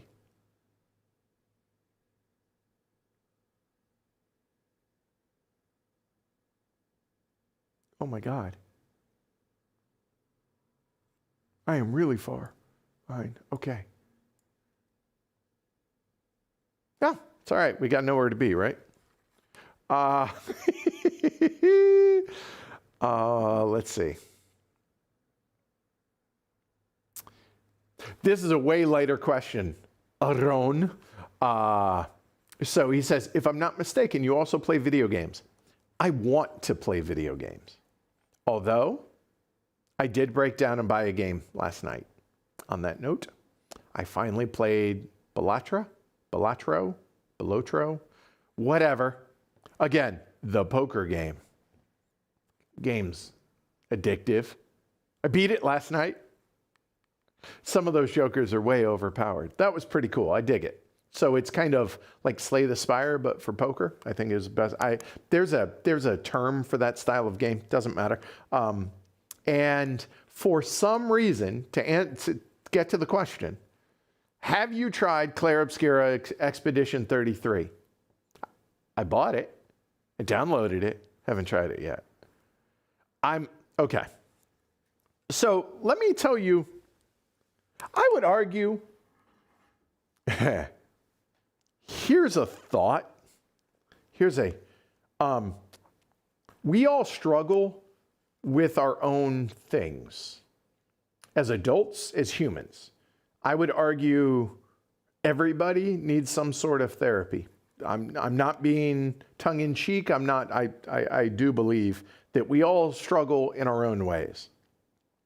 And I would argue there are far more people on the spectrum, meaning some degree of autism, whether you want to call it neurodivergent or have weird idiosyncratic things about their personality, whether it's a sense, sight, taste, hearing, whatever. As I've gotten older, I've gotten more, I don't know, I've realized that, if you will. Anyway, I'm going somewhere with this. It's a very long, roundabout way. It's me. It's one of the things that pisses Jess off, because it's story time, and it's what I do for a living, so, yeah. Even cold, that tea is good. Good Lord. Anyway, so I have a couple of sensory things, one of which is the feel of untreated wood products, construction paper, cardboard. Like cardboard boxes are the worst thing in the world. Whereas this type of cardboard has a finish on it, and this doesn't bother me in the least, which, given what I do for a living, whew. But untreated like cardboard boxes are the worst. The inside, I do not want to touch. The outside, fine. The inside, do not. Also, loud noises, bright light, don't like. So clearly, some aspect of that. However, one of the things about my upbringing I have learned about myself through therapy and other is I grew up beyond poor, like stupid poor. I grew up living in trailers, in motels. Like I never lived in a house before I was in my 30s, maybe late 20s. Anyway, my point is, grew up real poor. And one of the weird things that I do is when I get a treat, fill in whatever the treat might be, a indulgence, usually food related, but also video game, I found out about this, is I try and extend it as far and as long as possible to the point that sometimes it gets ruined or goes bad because I extended it so long because I grew up so poor that I didn't want to not be without it. So I wanted to wait and not have it, but you wait too long, then you can't have it. I don't know. It's probably a me thing, whatever. So like for instance, I don't drink a lot of coffees, right? I just don't. Tea is my thing. But when I treat myself to, there's a place called La Greca that makes the most unbelievable chai lattes, or just chai in general. It's like a block away. It's amazing. And it's expensive as hell. So I treat myself once in a blue moon, about once a month or so to it. But there for a while, I'd only drink half of it because I wouldn't want to drink it all right away because I don't want to. And then it would, like, I wouldn't have it that day and then it goes bad. And anyway, it's my own mental health stuff, whatever. Anyway, I have noticed that it is the same. I'm starting to work on that, by the way. It's something I'm aware of. So today was my only one I've had this month. I got a dirty chai from them. I took Lincoln for a walk down to there. By the time I was back, I had drank the whole thing. Might sound dumb. I was super proud of myself. Like, I was like, you enjoyed your thing, whatever the thing is. Look, I understand this is getting a little weird, a little personal. Whatever, it's me. So, I have learned that this also extends into my enjoyment of video games. That I am so excited at the idea of playing Expedition 33 that I'm scared to start it because then I won't be able, then that experience will be, it's fleeting. I don't know what, again, we're getting really deep here. This is not at all the question you asked, Aaron, but you asked. Tangents. It's me. Squirrel. But yeah, so I bought it and downloaded it 3 weeks ago. Haven't opened it yet. I'm scared to open it. I don't know why. But I'm super excited about it. I don't know. If Rocky's here, the doctor could probably give me some feedback on that. I don't know why this thing is not staying today. It's not like I'm moving around that much. Anyway, so excited to play it. I had downloaded it before it won every award known to man. Anyway.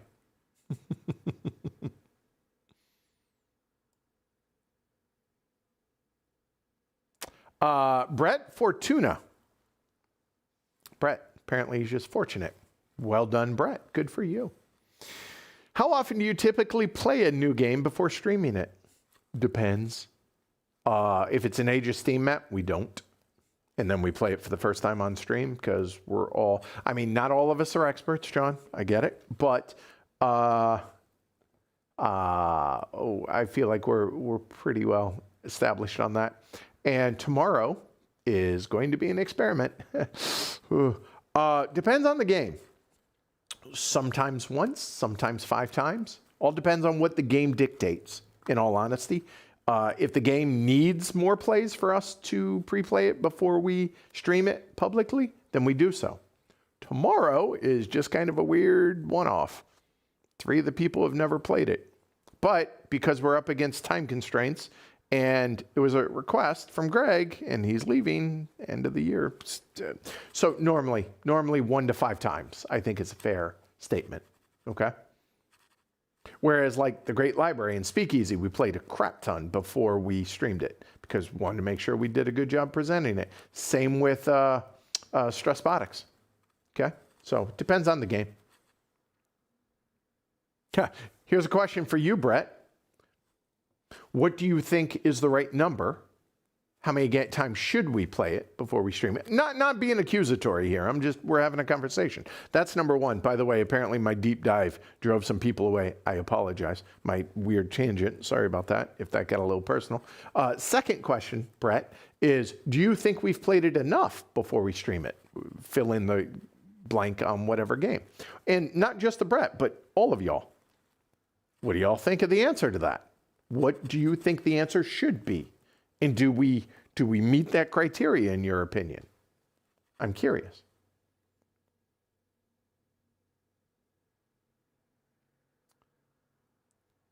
Jabri? We're going with Jabri. Hi, Jabri. Love the new studio and setup. Thank you. I appreciate that. Again, a lot of blood, sweat, and tears. Literal blood, sweat, and tears went into this. Y'all have no idea. There were, again, the patrons are all privy to this because man, the ebbs and flows of this new studio has been, I laughed, I cried, I celebrated, I broke things, oh my God, it was an event building this puppy. And it's still a work in progress, but I'm pretty proud of where we're at on this. Zen for 1. So, solo Zen, 588. Again, were there 587 other Zen for 1s? Look, I'm just telling you what my thoughts are when I read y'all's names. Y'all can correct me. Feel free to give some background on your names. I encourage it because again, I'm the world's biggest 5-year-old. I want to know the what and why. Anyway, great new studio. Thank you. I was actually in Wakefield September 30th. My niece lives there now. I wasn't. That's awesome. So hold on, Zen. On that note, so new studios in Lawrence, by the way, right on the border of North Andover and Lawrence. Jess lives in Wakefield, so I'm down there a lot, obviously. But Wakefield, beautiful town. It's like Mayberry. Like it's adorable. It's really expensive though. Zen, do you live around here? Or were you just like visiting the niece? I was looking for the relative. Yeah, hey, if you're local, you want to maybe be a part of our group, always looking for new members. If you're around this area, shoot me an email, heavycardboard@gmail.com. I'm not kidding. Now, that doesn't mean you automatically get to stream. I mean, there's a vetting process, but yeah, if you're interested, for sure. But yeah, that's awesome. So September 30th, actually, we moved September 1st. So no, I've been up here, but I may have been down there, like visiting Joss or anything, but so you'll see me around. Or you won't. Cerebria, that was the game. Thank you. Heroic. Logic. Alan, any chance of revisiting High Frontier sometime? Yup. Oh, you know what? On that note, we are going to do community-sponsored games. That's a thing that's going to start up. Like you send in X amount of dollars, and when it's like a P500 for streaming for games that aren't planned on for the rotation. So it's open to the public at large. So we're still working out the details, but I'm thinking by the end of January, we should have that up and running. So like High Frontier might be one of those. The watering hole, potential upstairs. I like that. Or the nook, the watering hole. Somebody start a list over on Slack, and let's figure this out. Let's narrow it down to a few, and then I'll let the patrons vote for it. I like this. I like both of those, the watering hole and the nook. I like both of those. So, Seth, I mean, thanks for volunteering. Or I guess you're voluntold. How many worker placement games does anyone really need? 13.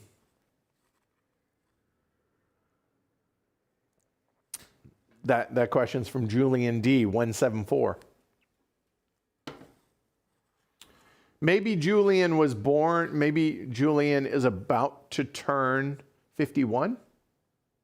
52. 52. Because January is 74. I don't know. But how many worker placement games does anyone really need? I mean, as long as they do something different. But guess what? You're an adult. You can make your own decision. I have more than 13.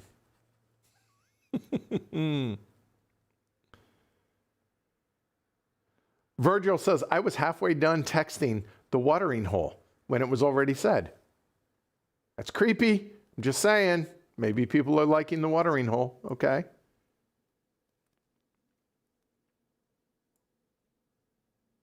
Okay. Now we get a little background on the purple. Okay, Jordan. Purple on Survivor. A season had 2 players named Kelly. One had purple hair, thus Purple Kelly. She was hardly shown in episodes and quit the last week. Since then, fans call any invisible player purple. Okay. So it's kind of a you gotta know, if you know type thing. Okay, I dig that. I appreciate the hidden meaning behind it. So thank you, Jordan.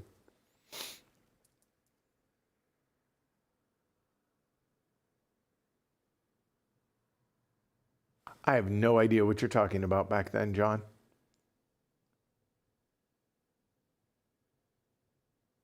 Oh, player piece color on Mars. Okay. Nick Hutchins. I feel like that one's pretty self-explanatory. All right, Nick. Have y'all played y'all? Y'all meaning the group at large. Edward has not.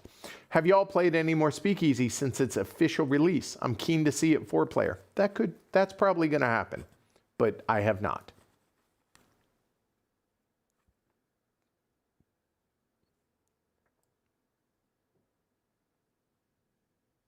Oh, I assume you're talking about the jacket. Thanks, Pasta. 0328. Waiting for March 28. I hear you.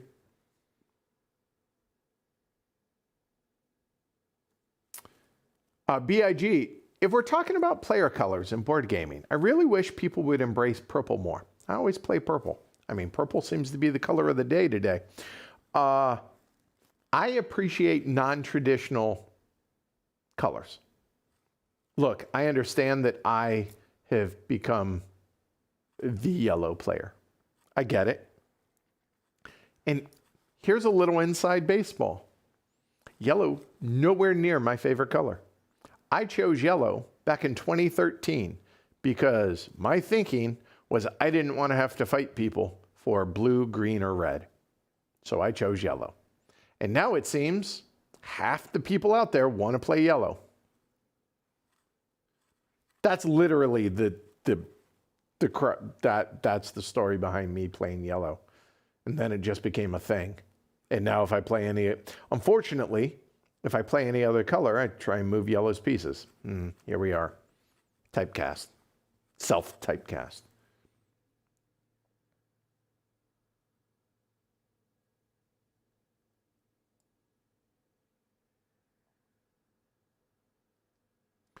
Good discussion on player colors in chat I'm seeing here.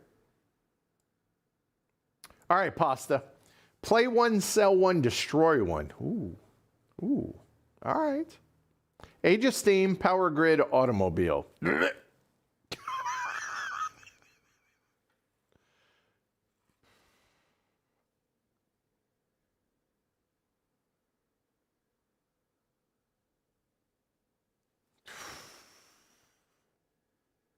Play one, sell one, destroy one.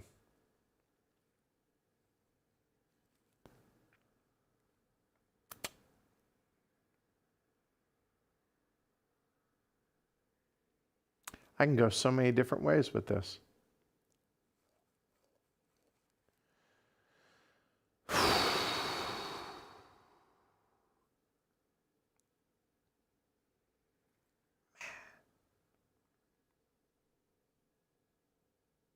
All right. Let's be clear. Destroying any of those would be a criminal act. Okay?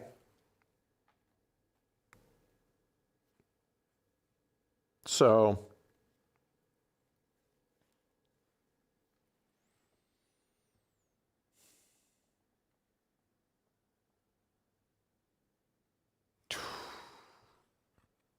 I don't know that I could. Oh. The only sell one that I can really genuinely come up with is Age of Steam, because some of those maps are super obscure, and you could, if you're going to sell it, meaning selling is trying to profit, that's probably the one you're going to profit from the most. Okay. No, I can't do it. I can't do it. Can't. 3 Hall of Fame games. Destroy. I can't do it. I'm sorry. Can't. Can't do it. I'm thinking replayability. So the play is Age of Steam. Power Grid, also, you really only need one map in the dynamic market. And I ain't destroying any. I tried. I gave that some longer than I probably should have, but I can't do it. Did I hear Containers getting a new Kickstarter? Didn't that already happen? Not being a smartass, but yeah, that already happened last month, beginning in November. So yes, from All Play.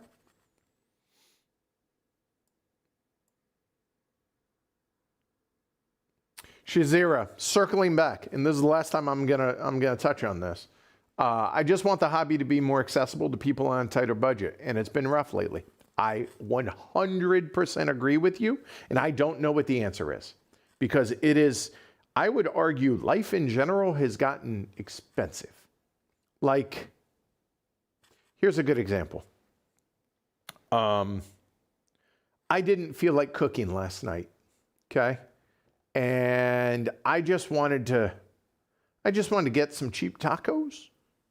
And I could have cooked last night. I was tired. I didn't feel like cooking, okay?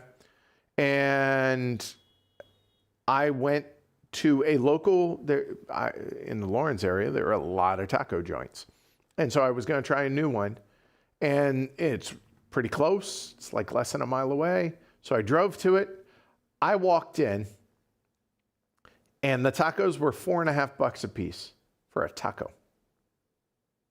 And they wanted $2 for any topping that wasn't onions and cilantro. I looked at that. I shook my head. I went back into my car, and I came home, and I made myself a sandwich. I kid you not, that's how that happened last night. Yep.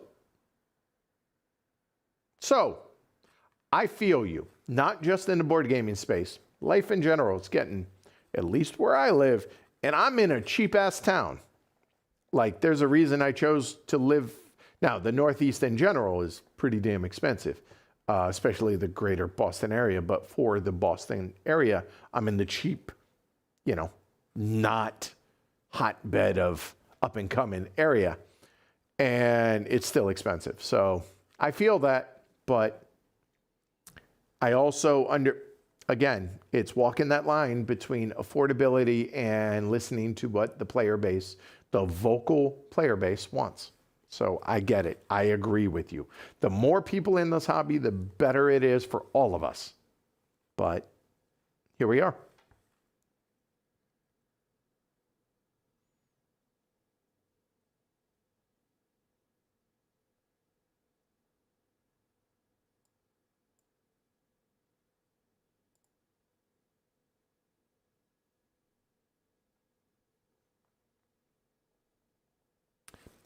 Going through the discussion, so just give me a minute.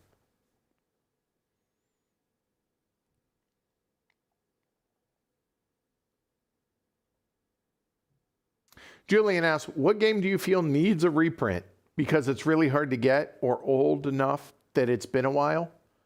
Oh God, we were just talking about one not terribly long ago. Oh, I'm looking over at one of the bookcases, trying to see if it is up there and jumping out at me. Oh, it is not. So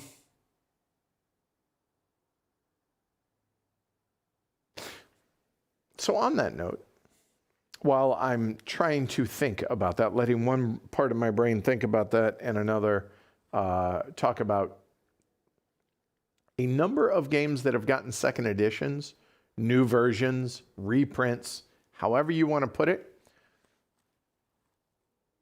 a number of them have not been for the better, in my opinion. I'm not going to call out specifics, but I'm looking at some of them over there.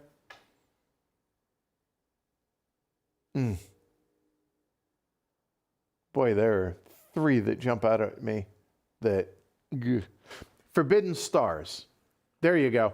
I know it's not going to happen. And I know there's a new version because Fantasy Flight ain't doing board games anymore, number one. Number two, they're not playing well with who the hell does 40K?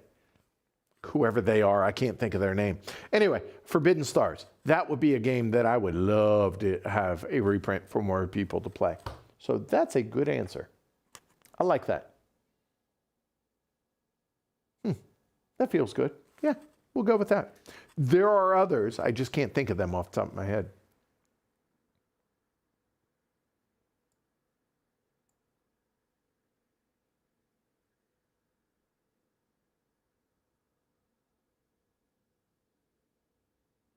Oh, we got an answer from BIG. Ear itches, sorry. 1797 is what YouTube has randomly decided that I should have. Either that or it's way more popular name than I ever imagined. By the way, I believe y'all can change those. I can't, but I believe y'all can, like the way they're displayed, because YouTube's changing stuff behind the scenes. It's like some of the ads. Look, I need the ad revenue. I apologize, but it's a small, because again, subscribe. It's a small income stream, but it is. I have no control over the ads, just FYI. So I get that. YouTube changes stuff. It's one of the punches we have to roll with when we're not entirely in control of whatever platform we're on. Do I feel the Essen Spiel is still worth traveling to? I hope so, because I'm going to in 26. I'll have a better answer this time next year. So let's revisit that then. Okay. But for me, now, okay. You know what? Let's make that a little bit bigger. Julian, do you mean as a person, a consumer, or somebody like Edward of Heavy Cardboard? Those are probably two different answers. Maybe. I don't know if they are two different answers, but my reasoning is probably way different than yours. So answer that for me, and then I'll come back to it. The Purple Jordan. The 4K stream looks great. Thank you. I'm an ASL interpreter and work on Zoom and Teams a lot, and I'm very jealous of the crispness of your video right now. Understand it takes a lot of money, a lot of effort, and a lot of learning and a lot of trial and error to get this to work. So I appreciate it. Thank you. So yeah, not everybody's going to be doing this, which I'm okay with. Job security. Is there a game where you were disappointed but would like the designer to have another crack at it? Oh, wow. That's a good question.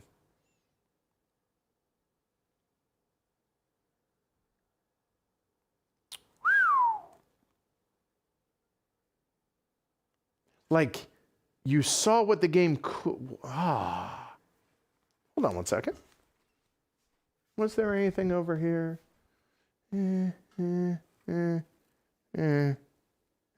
No. Okay. Nope, there's nothing off the top of my head. I guarantee there's an answer. The answer is yes. I just can't think of it.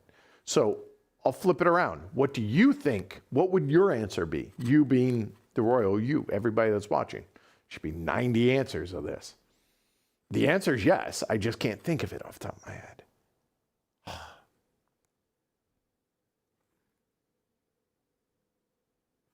Good question. Yeah, I like that one, but I just don't know the answer to it. But I know there are answers. What's up, Steph? Says, hello from Germany. Greetings, happy holidays. And same to you. Thank you, Pasta. Use your Prime sub on Twitch if you have it. I appreciate that. By the way, we are actively working towards getting back over onto Twitch. I just wanted to make sure everything worked on YouTube first before trying to have a parallel stream going to Twitch. So one thing at a time, baby steps. So it's a process because, again, 4K is a different world than whether that's high def, meaning 1080, or even 2K, which is 1440. Apples and giraffes. Completely massive difference.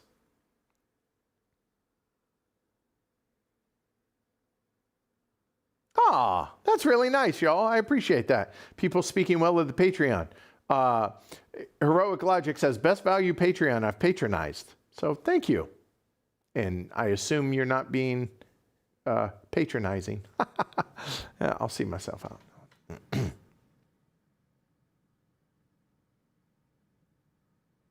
Alan says, as a patron, I can definitely say the extra content, second to none. Yay.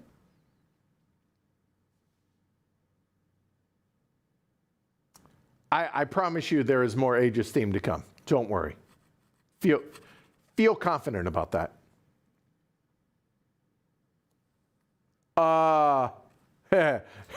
What's the best way to study poker for people who don't have money to gamble with?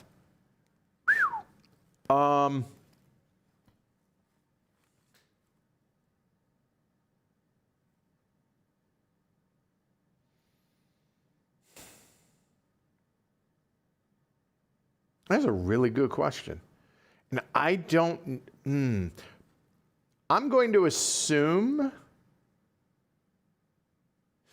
you're talking about from a pretty basic level, being able to like study it, meaning like coming at it. Like I understand you might understand hand rankings, but without any money,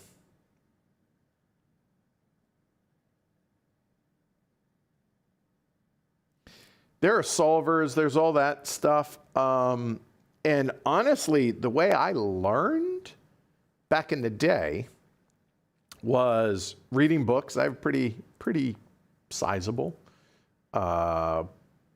poker library. Then the biggest helper was play hands and then find a group of, so this is just my experience. Then find a group of folks that are at your level to bounce hands off of. And then, honestly, hire a coach. But if you don't have enough money to gamble with, you damn sure don't have enough money to hire a coach. Because I guarantee you would laugh at how much a good coach costs. Hundreds of dollars an hour. Anyway, watch vlogs. There are a lot of bad poker players that vlog, for what it's worth. And that's not me throwing shade. There's a lot of incongruent logic out there. And I am far from an expert nowadays. I mean, hell, I play 1-3 and 2-5, so take that with a grain of salt.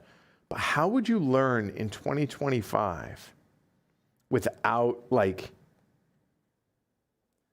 I mean, honestly, it's going to cost money, I think, to become decent at it. Experience is going to be the best teacher, so playing And honestly, outside of that, signing up for courses. I know that's not a great answer, but like whether that's Crush Your Life Poker, whether that's Jonathan Little, depending on whether you want to go tournaments or cash games, like so you want like bucket list things for me to be able to do? I would love to do a Hungry Horse, a boot camp. I can't afford it. Can't justify the cost. I'm not in a position to where I can, but absolutely that would be, to be able to get into one of Mark Goon's courses, that'd be amazing.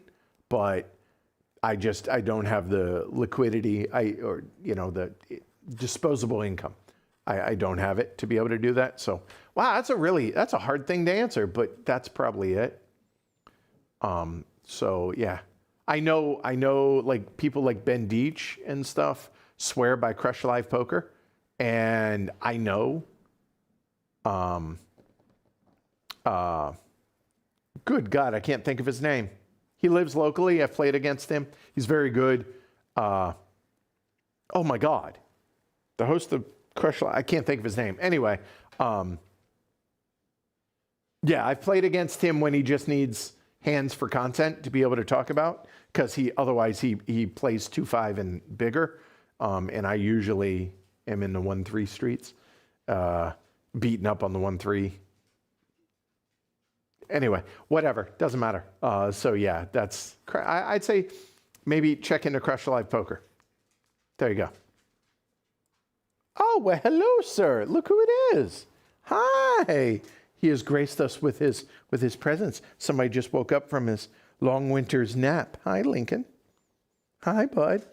Oh, you stink. We need to get you a bath.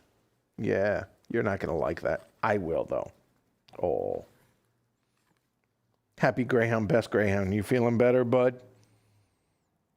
Everyone was worried about you. I was too, but I'm glad you're feeling better. Now go lay down, okay? Big stretch. All right, go lay down. Bed.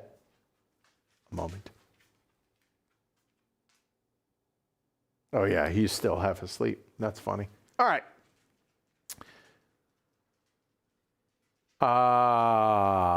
Good God, I thought I was catching up. Are you kidding me? I'm that far behind. Okay. As a poker player, do you wish there were more heavier cardboard games? There are some, and no, because poker is such a beautiful game. And the answer is it depends. And it's so good that there is never a right answer. And I like a definitive this, and that's why I never tire of it, ever. Even when I'm running bad and I hate it, and I'm playing bad, or I'm running bad, which leads to playing bad, and I hate it. It is my favorite game of all time. Absolutely, without a doubt. Anyway, Lorenstein. So I'm going to ignore the numbers now because it seems like that's a YouTube random thing. But apparently there's a lot of Lorensteins. More Oath, please. And do you have any timeline for when you will play Oath? New front, whatever, the expansion. I don't have a timeline. We are supposed to work with Leader Games on that. They have told us. And more Oath, I kid you not. Every week, this is how this works.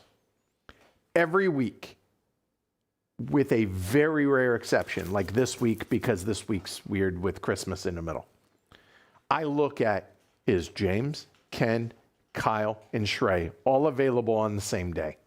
The answer 99.9% of the time is no. Because if they are, Oath gets scheduled.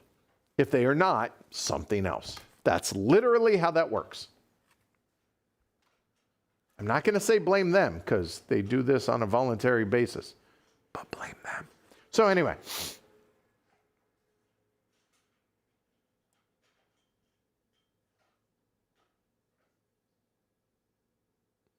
And that's fair, Julian, to circle back on the mental health stuff. I think we have to be careful when calling everyone neurodivergent. That doesn't take away support from those where the need is more directly influencing their lives, 100%. And if anybody has been a fan of the show and been around for any appreciable amount of time, I openly talk about like getting therapy and all that. So huge, huge proponent of that, and don't want to diminish those that are in more of need than your typical average bear, so to speak. So understand that. But I was, again, it's a fair point to call that out. I'm glad you did, Julian. So fair point.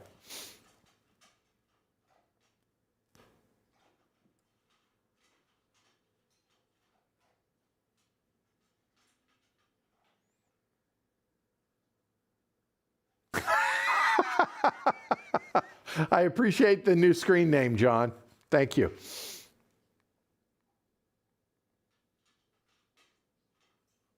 So circling back to the whole, how many times do we play a game before streaming it? By the way, if y'all hear it, Lincoln's having it's dinner time for Lincoln. He has decided, hey, he's eating, so I'm not complaining. Sorry. Yeah, I'm talking about you, all right? It says, I moved it down. Normally his food's up near where I sleep, because that tends to be where he and I eat. But because of the GI issues we've been dealing with the last week, I brought this down to be closer to the fridge, because I had to make him eggs or chicken or boiled rice, whatever. And now that he's healthy again, we can bring it back upstairs. So if it's loud, apologies. But anyway, that's why. Anyway. How many pre-plays? So Nick says 2 to 3 to have a bit of a strategy down. I think you guys do an excellent job compared to other streams. You can tell if you can tell whether or not people were prepared for the streams. I appreciate that. Again, not speaking to anyone else other than how we do things on heavy cardboard. Malwinius Cyrano from my 4820. That is an extraordinarily long name. We're going to go with Malwin going forward. The Mr. President streams were among the most entertaining live play streams I've ever seen. I'm not going to lie. That is some of the most proud work I've ever done on this channel, was the work that went into Mr. President, and I'm super grateful for James. He and I think that was phenomenal. Callback. Redry, as opposed to just dry once, but it's good to redry it. By the way, today I got my copy of Pax Penning coming to Spain from Sweden, thanks to your stream. Woohoo! You are a huge channel for good board games, and I love the teachings and playthroughs. Congrats on the upgrade. Thank you. I am glad to hear that we're turning people on to games that are good fits for them and their group. So thank you. I appreciate the feedback and the corrective criticism. Like there was one comment on the clinic stream last week. Yeah, last week, where somebody was like, look, I love your work. But they were clearly really pissed off at us because we screwed up the turn order rule. I get it. I owned it. I know we screwed it up. And it wasn't that people were unprepared. We just missed it. So we're going to restream it. But I get it. I appreciate the passion. Thank you. So corrective criticism, also welcome. As long as you're not a douche canoe. If you're a douche canoe, we ain't got time for that. Rita was not found, Fernando. Never found Rita. I'm sad.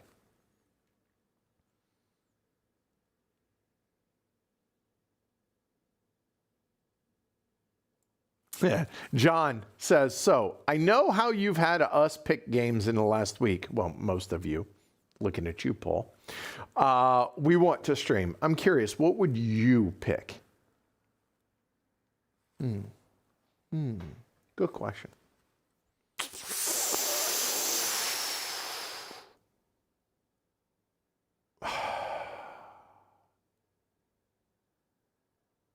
It'd be hard to limit it to one. So I'm going to give you a list because it's my channel and I can do that, John. D-Day at Omaha Beach.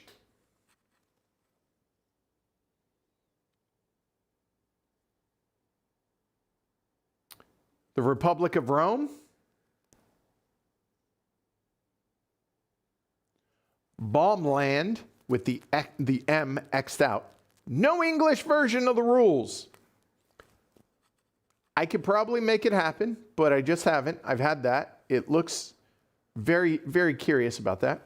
And honestly, Grineville, it was brought up earlier today, that put it back into my memory. That would be in there.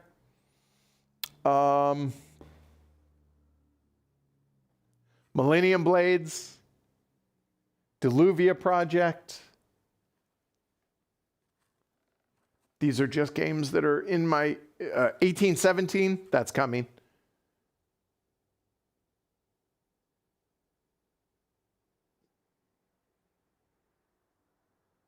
The Climbers. And there are probably 100 others. But yeah, there you go.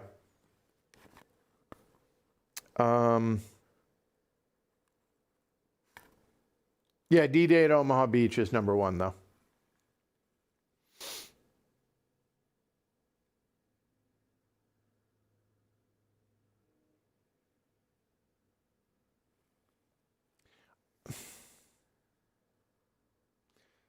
Lottie Boost.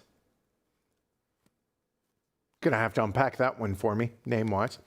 I love the Trickerion Dome yesterday. Does that mean broadcast? More of that, please. Good news. Derek, that's his game. So you're going to see that in January. Well, our name is from the fact that this account is for our television.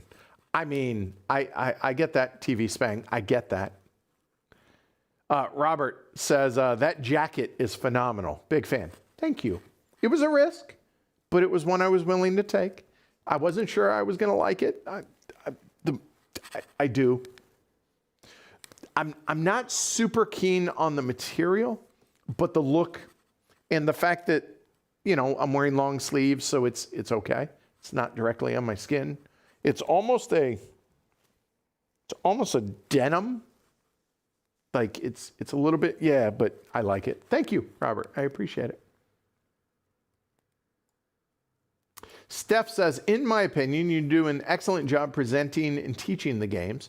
You can see there's a big time preparation time in it, and I guess everybody really appreciates it. Thank you. There it is. I mean, it's my job. I imagine y'all that care about your job put work into your job as well. So it's not anything more than anybody else that does their job that, you know, takes pride in it. Sure. That said, I do wish more people subscribe to it, so spread the word. Tristavius. It's probably Tristavilis, but Tristavius sounds better, so we're going to go with that. What's better? Better. Lisboa Speakeasy. Yes.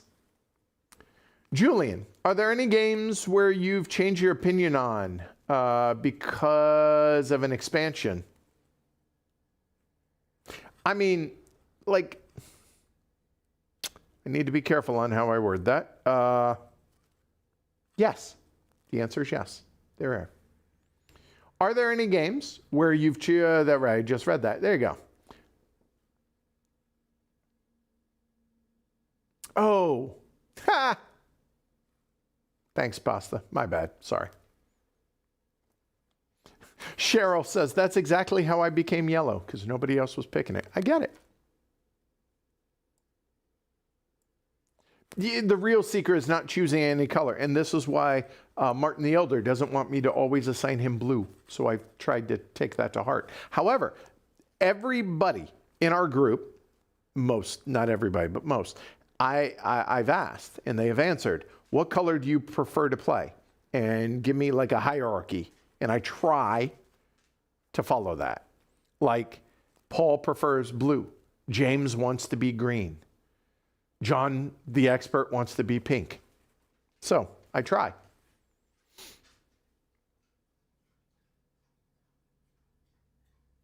Interesting. So Shrey says, I ended up playing yellow because I was playing brass on Order of the Hammer online.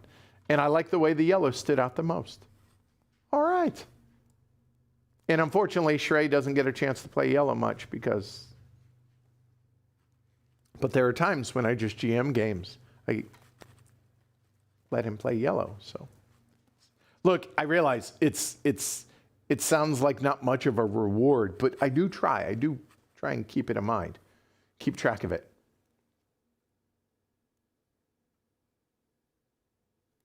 Hey, Cool Blue. They probably posted this an hour ago, but hi. Is there such a thing as too many expansions? Yes. Most asking, as I feel FOMO and scarcity are becoming bigger seller points, and I'm not a fan. Okay.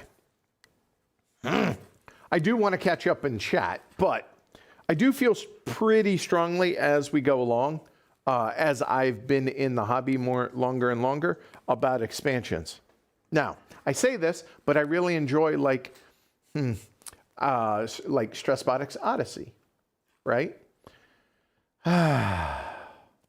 Okay, here we go. I'm not going to revisit this in an hour when I get to the responses to this because I've been going for a couple hours now and we're going to wind this down. But it's 2025-6 timeframe.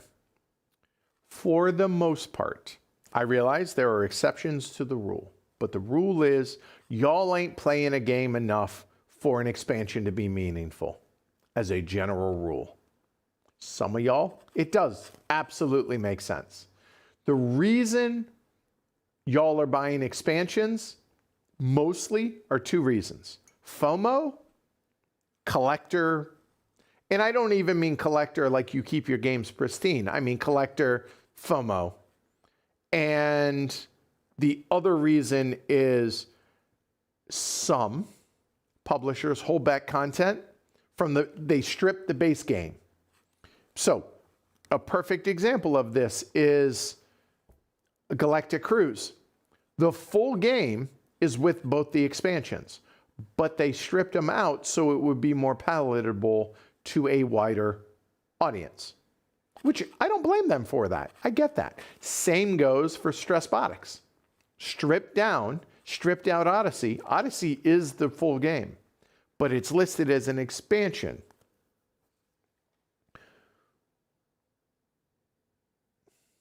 I get why they do that, but I don't consider those necessarily then expansions.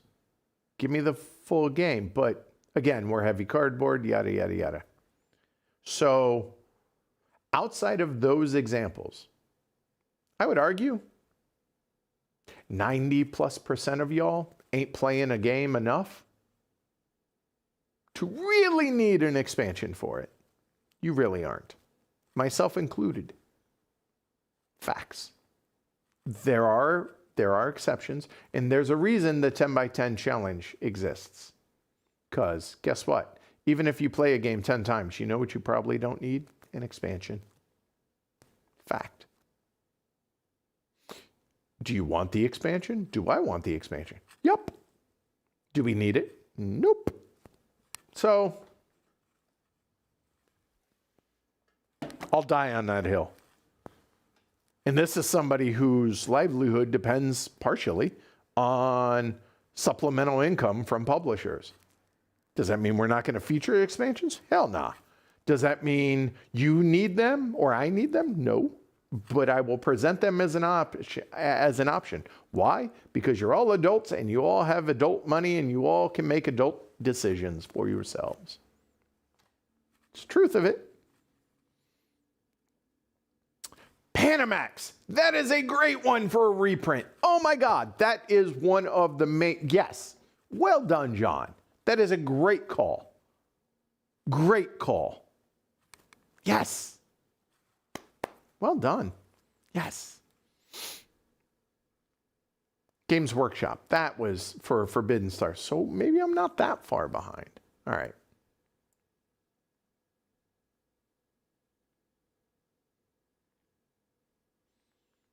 Steph says, I was very surprised regarding the price of mulled wine. For a mug of one mug of mulled wine was €7.50. That seems like a lot, but maybe not. No, that feels like about what it should be, but that's because prices keep going up and we get acclimated to that. So yeah, I get it. Fresh Fish, Santiago for reprints. I like that. Good call.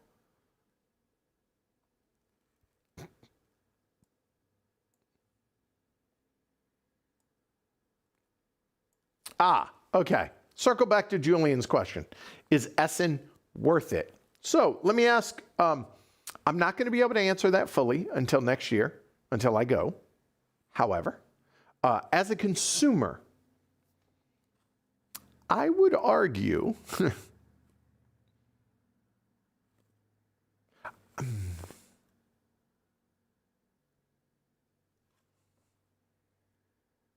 I don't know as a consumer you need to go to Essen.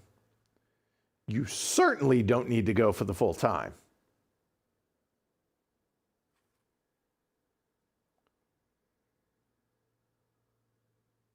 So Wildcatters, when that was first released, tomorrow's stream, by the way, that's where Julian met me. He said, okay, fair enough.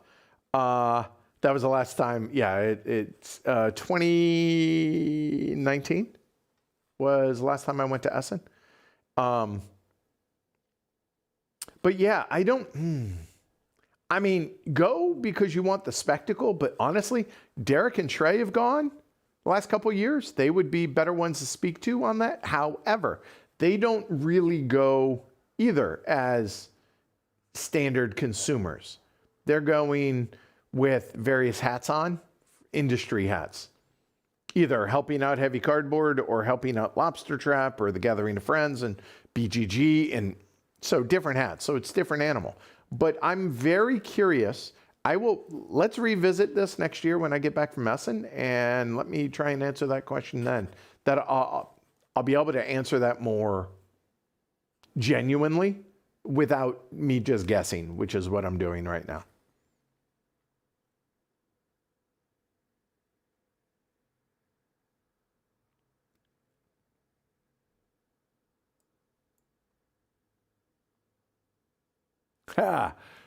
Okay, so people are giving suggestions on games that they would love the designer to maybe take another crack at. Archipelago, that's actually a really good one because there are certain aspects. It's real close to being a great game. I like that. Man, the Dan. Tawantinsuyu. SETI's one that I think absolutely falls in that category.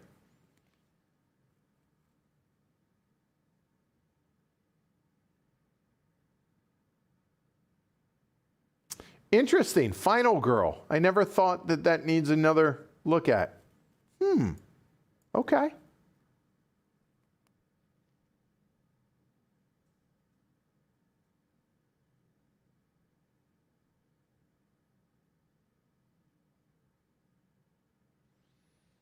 Oh, God. I'm still so far behind. All right, let's see.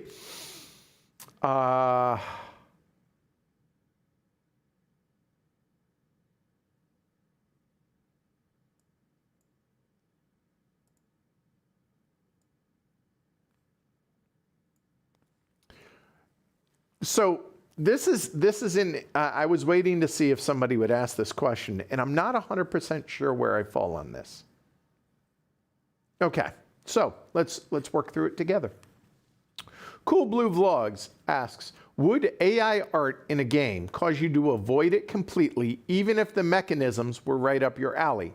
For me, yes, because principle. I wouldn't knowingly play an AI art game, and I try and check.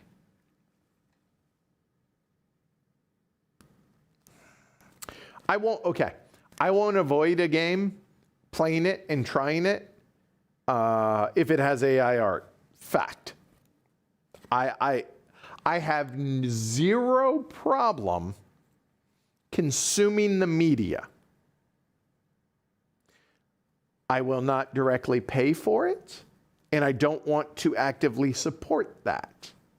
So, as Edward of Heavy Cardboard, how do I feel about that?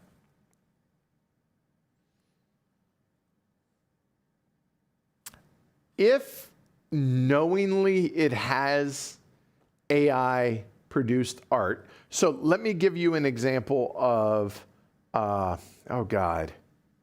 You know what? I don't want to make guesses on whether or not it was AI art. We thought it might have been for the box cover, but not for the game itself. So I'm gonna move on from that. But I don't think. See, I can go about this two different ways. So I have a platform, meaning my channel. So I don't want to support and give a platform to a game that blatantly uses AI art and generally supports that. However, this is me working my way through this. However, because I've thought about it, but I haven't really dwelled on it, okay? However, by doing so, by not having that discussion, like if there was a game somebody can unpack that I am genuinely interested in trying. It is, and forgive me for not knowing the game, you guys will be able to come up with this quick enough. It is a solo game from the designers of one of the designers of Terraforming Mars that came out at Essen a couple of years ago that apparently just blatantly uses AI art, but it's supposed to be a really interesting solo game. So here's my question. And again, I'm working my way through it. If I were to play that game on stream, if I were to broadcast that, and then we have a discussion either during the game or after the game about that very topic, after having seen it and having a very candid discussion about it, is that beneficial for the conversation in general? Or do we need to have that conversation without showing that game?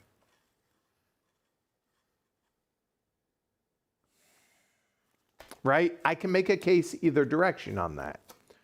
So I feel strongly about wanting to support artists and not supporting AI-generated stuff for final designs. If you want to use placeholder art for prototypes, whatever, I think that's totally, I think that, and someone can learn me otherwise, I'm open to it, but I think I'm okay with that because you're not monetarily, you're not monetizing that, right? It's a prototype, so you are, and you're not circumventing paying artists and supporting art. So I don't know. That's a really good question, and I don't know the answer. 100%. That's, again, I'm working my way through it, and I am a human being. I have the right to change my mind on things. So I don't know. Understanding that I don't want to highlight it in spite of that, I actually want to highlight it to be able to have that conversation as a talking point on that. Now, is it my responsibility to research every single game that, and maybe it does, maybe it doesn't? And like, this goes back to the whole, a little bit different discussion, to be fair, but, oh, why do you highlight games that are out of print? Is it my job to monitor when a game is out of, a little bit different, similar, but different conversation on that. So I have zero issue with that. If anything, if it's out of print, I'm more encouraged to stream it. Facts. So yeah, that's an interesting discussion. You know what I would love is to have some artist, graphic designer, maybe have Ian on the show, and we can have that conversation. And I would love to be able to have a point of view that would help me make that decision. And again, because I want to obviously support that. But at the same time, what is the best way to have that conversation, if not to show that off and show why that's not okay? So that's an interesting, I think I would probably lean more towards wanting to have that conversation with artists first, and then maybe that will help inform my decision.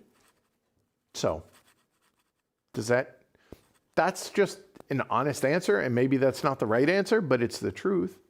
So I want to use that. If I were to do it, it would be as a vehicle to have the discussion on why artists should be supported. And maybe that's flawed thinking. And I welcome that discussion. I'm not saying in this moment, but in general. Okay. What's up, Brianna?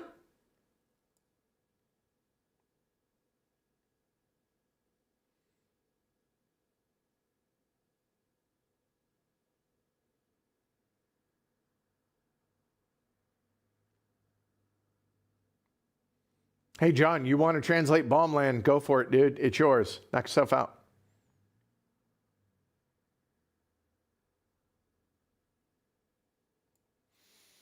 New Q BGG.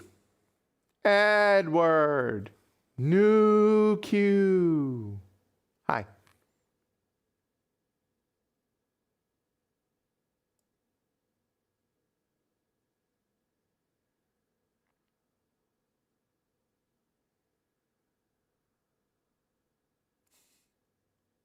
Since you mentioned Stressbotics Odyssey, and you're not going to read this, I promise you, I read them all. Do a solo of Stressbotics. It could happen.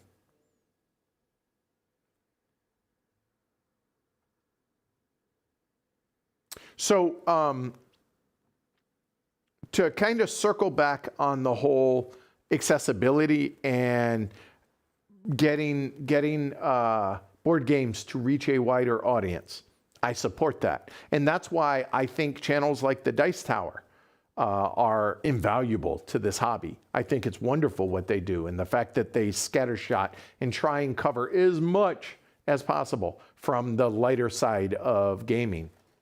And the reason for that is the more people, and to a lesser degree, what Rodney Smith does over on Watch It Played. So reaching more people and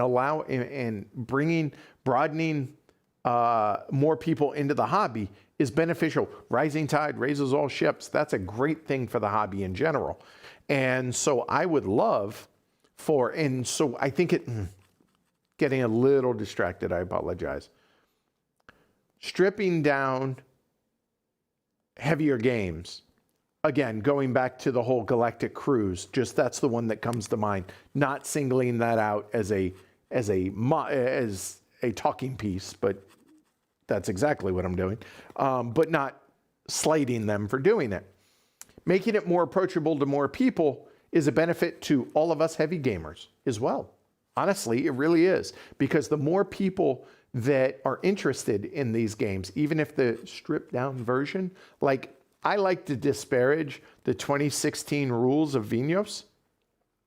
But you know what? If that makes that more approachable and gets more people interested in heavier games, regardless of the path they take, I'm all for it. Because in the end, if there's more people in the hobby, more people are going to want to see what else is there past gateway games. If they didn't have a gateway that is just dominant species, that's what mine was, then it's a benefit for all of us, because if there's a bigger audience, that means more of those games get published, and we all benefit from that as fans of heavier games. So I welcome it. But there's a line. Because it's making games more expensive, because now you're buying the expansion. So, a lot of gray in the world. Very little black and white, right?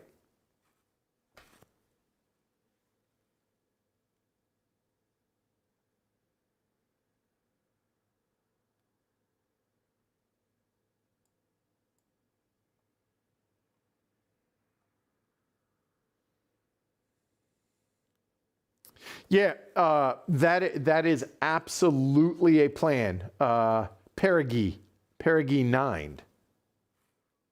I would love to see a bit more war games on the docket for 2026. Maybe a ripping 8-hour stream of Virgin Queen. So here I stand in Virgin Queen, possibly crowdfunding as far as like to see it on the channel. Specifically, here I stand. But yes, that is a point of emphasis. Again, we stream on a normal week. We show off broadcast habits. Broadcast 3 to 5 times a week. I think we can fit in a few more 18XX and a few more war games this year. That is absolutely going to be a concerted effort on my part to do. So I am absolutely on board with that plan, provided 2026 is a smoother year than 25 was. So I agree. And the good news is I have the people available for it, right? Whether that's Ken, James, John, mostly those three, but there are others. There are others, but like less so Shrey, less so Derek, less so Martin the Elder. But again, matching the players to the games, that's part of my job, right? And so the point is I have the people available for it. And to a lesser degree, I have some people that are not locals that I know would come around. I got the fellas up in Maine. I have some folks down in Philly that would make the trip for specific games. So yeah, we have it, and that absolutely is going to be a point of emphasis. But again, there's degrees to this. It doesn't mean we're going to become a wargaming channel. It's never going to happen. But there will be more of it. But again, you're still going to get plenty of the meat and potatoes that is heavy cardboard. Okay?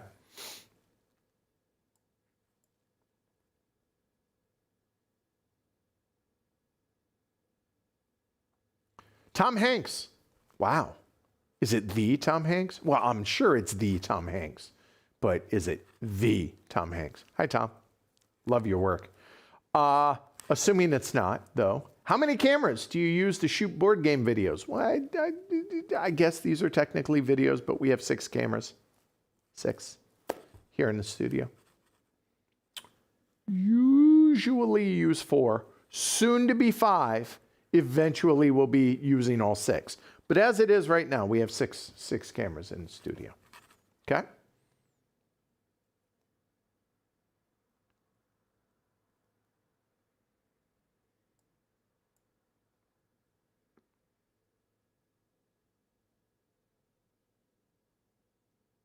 And I know I'm catching up because now I'm getting into the AI art discussion of this.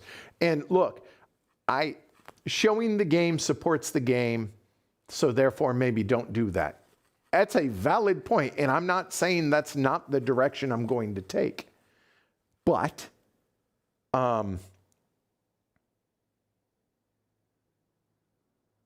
so yeah, it's interesting. It's a slippery slope, right? Because we do work with creators that work with crowdfunding, right? So it's running a risk.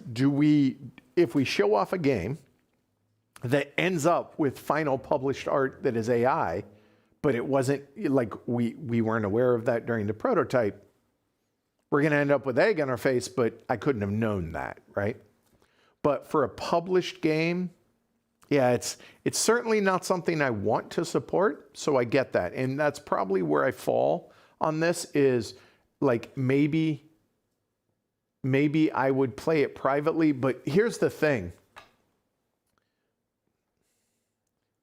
My gaming time is limited to, I don't game for fun. I enjoy my job, so it's fun in that regard. But I don't play games that I'm not planning on potentially streaming them.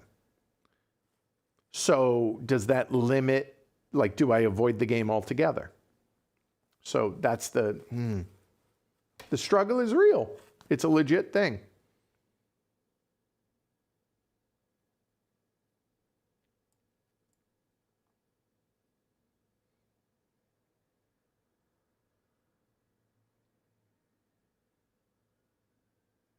What's up, Michael? So Michael Webb has a enviable position of, and I think we play a part in this. Michael Webb plays a part in this. Now we're moving from AI back to out-of-print games. Says, I only heard the tail end of the out-of-print thing, but showing off and discussing out-of-print things can help them come back into print, 100%. So Michael Webb was the first, I think it was, the zombie apocalypse map, the Michigan zombie apocalypse map. Was, I think, one of the, if not the first, one of the first out-of-print Age of Steam maps that we streamed, and he was okay with sharing the files if people wanted to do a print and play of it. And that was one of the things, I'm not saying we hold this entirely because of us, but we absolutely played a pretty big part in the resurgence of Age of Steam. And that was the genesis. That was the beginning of it. It was the zombie apocalypse map of Michael Webb's, and it was a Ted Alspach's permission to, if people wanted to reprint it, he was willing to share the files for it before Eagle Griffin did the deluxe edition and all of that. And so this got the whole, it kind of was one of the impetuses of this. So yeah, I totally agree, Michael, that showing off out of print stuff might help it get reprinted.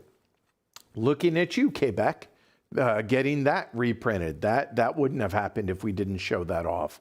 And there are other, Three Kingdoms Redux, I would argue, is another.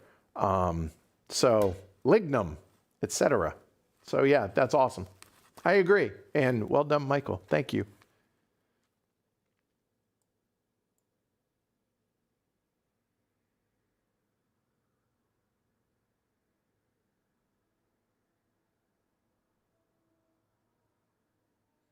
Yes, I'm still live, Shazira.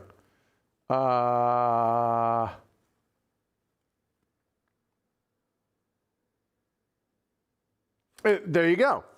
And Michael says, Heavy Cardboard featuring my zombie map was indirectly responsible or whatnot for me becoming back involved in Age of Steam. In the short term, it led to me releasing it as a print and play. Longer term, it led to the current releases. So yeah, it has an influence, absolutely. And that's something I'm super proud of. I think the board gaming hobby in general, this is a benefit. This is a net win for all of us.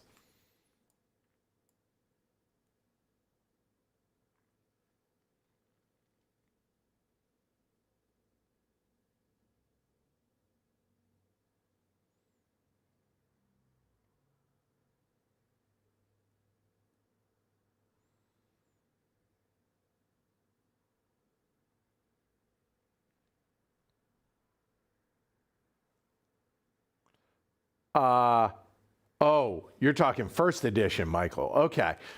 If I was confused, Michael says, I'm pulling for the old 4-player Democker on stream at some point. I'd be willing to come and teach it if you gave me enough time.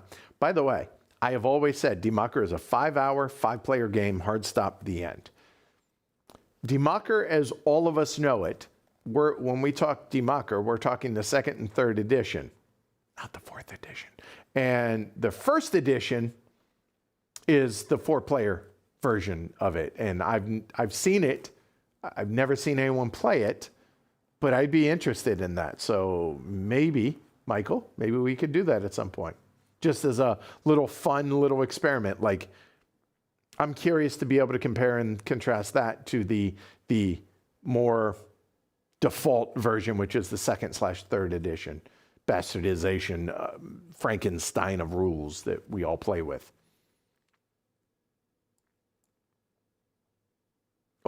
Oh, I have caught up to live.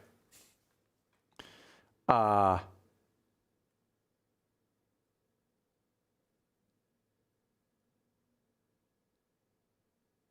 right.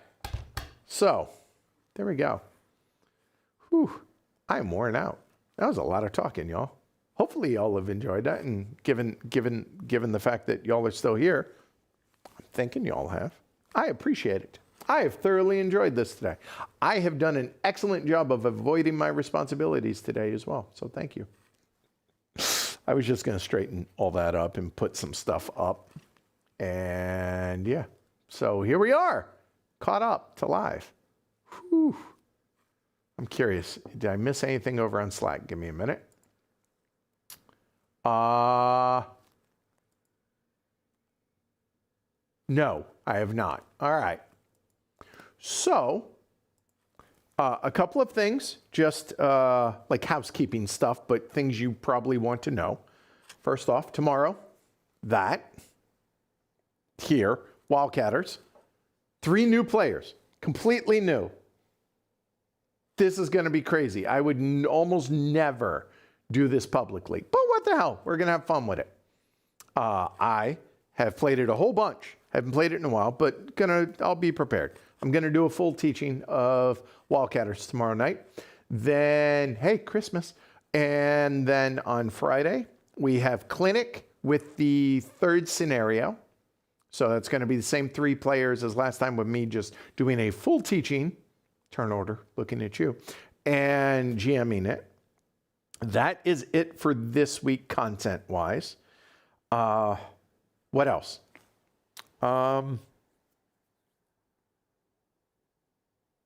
Right.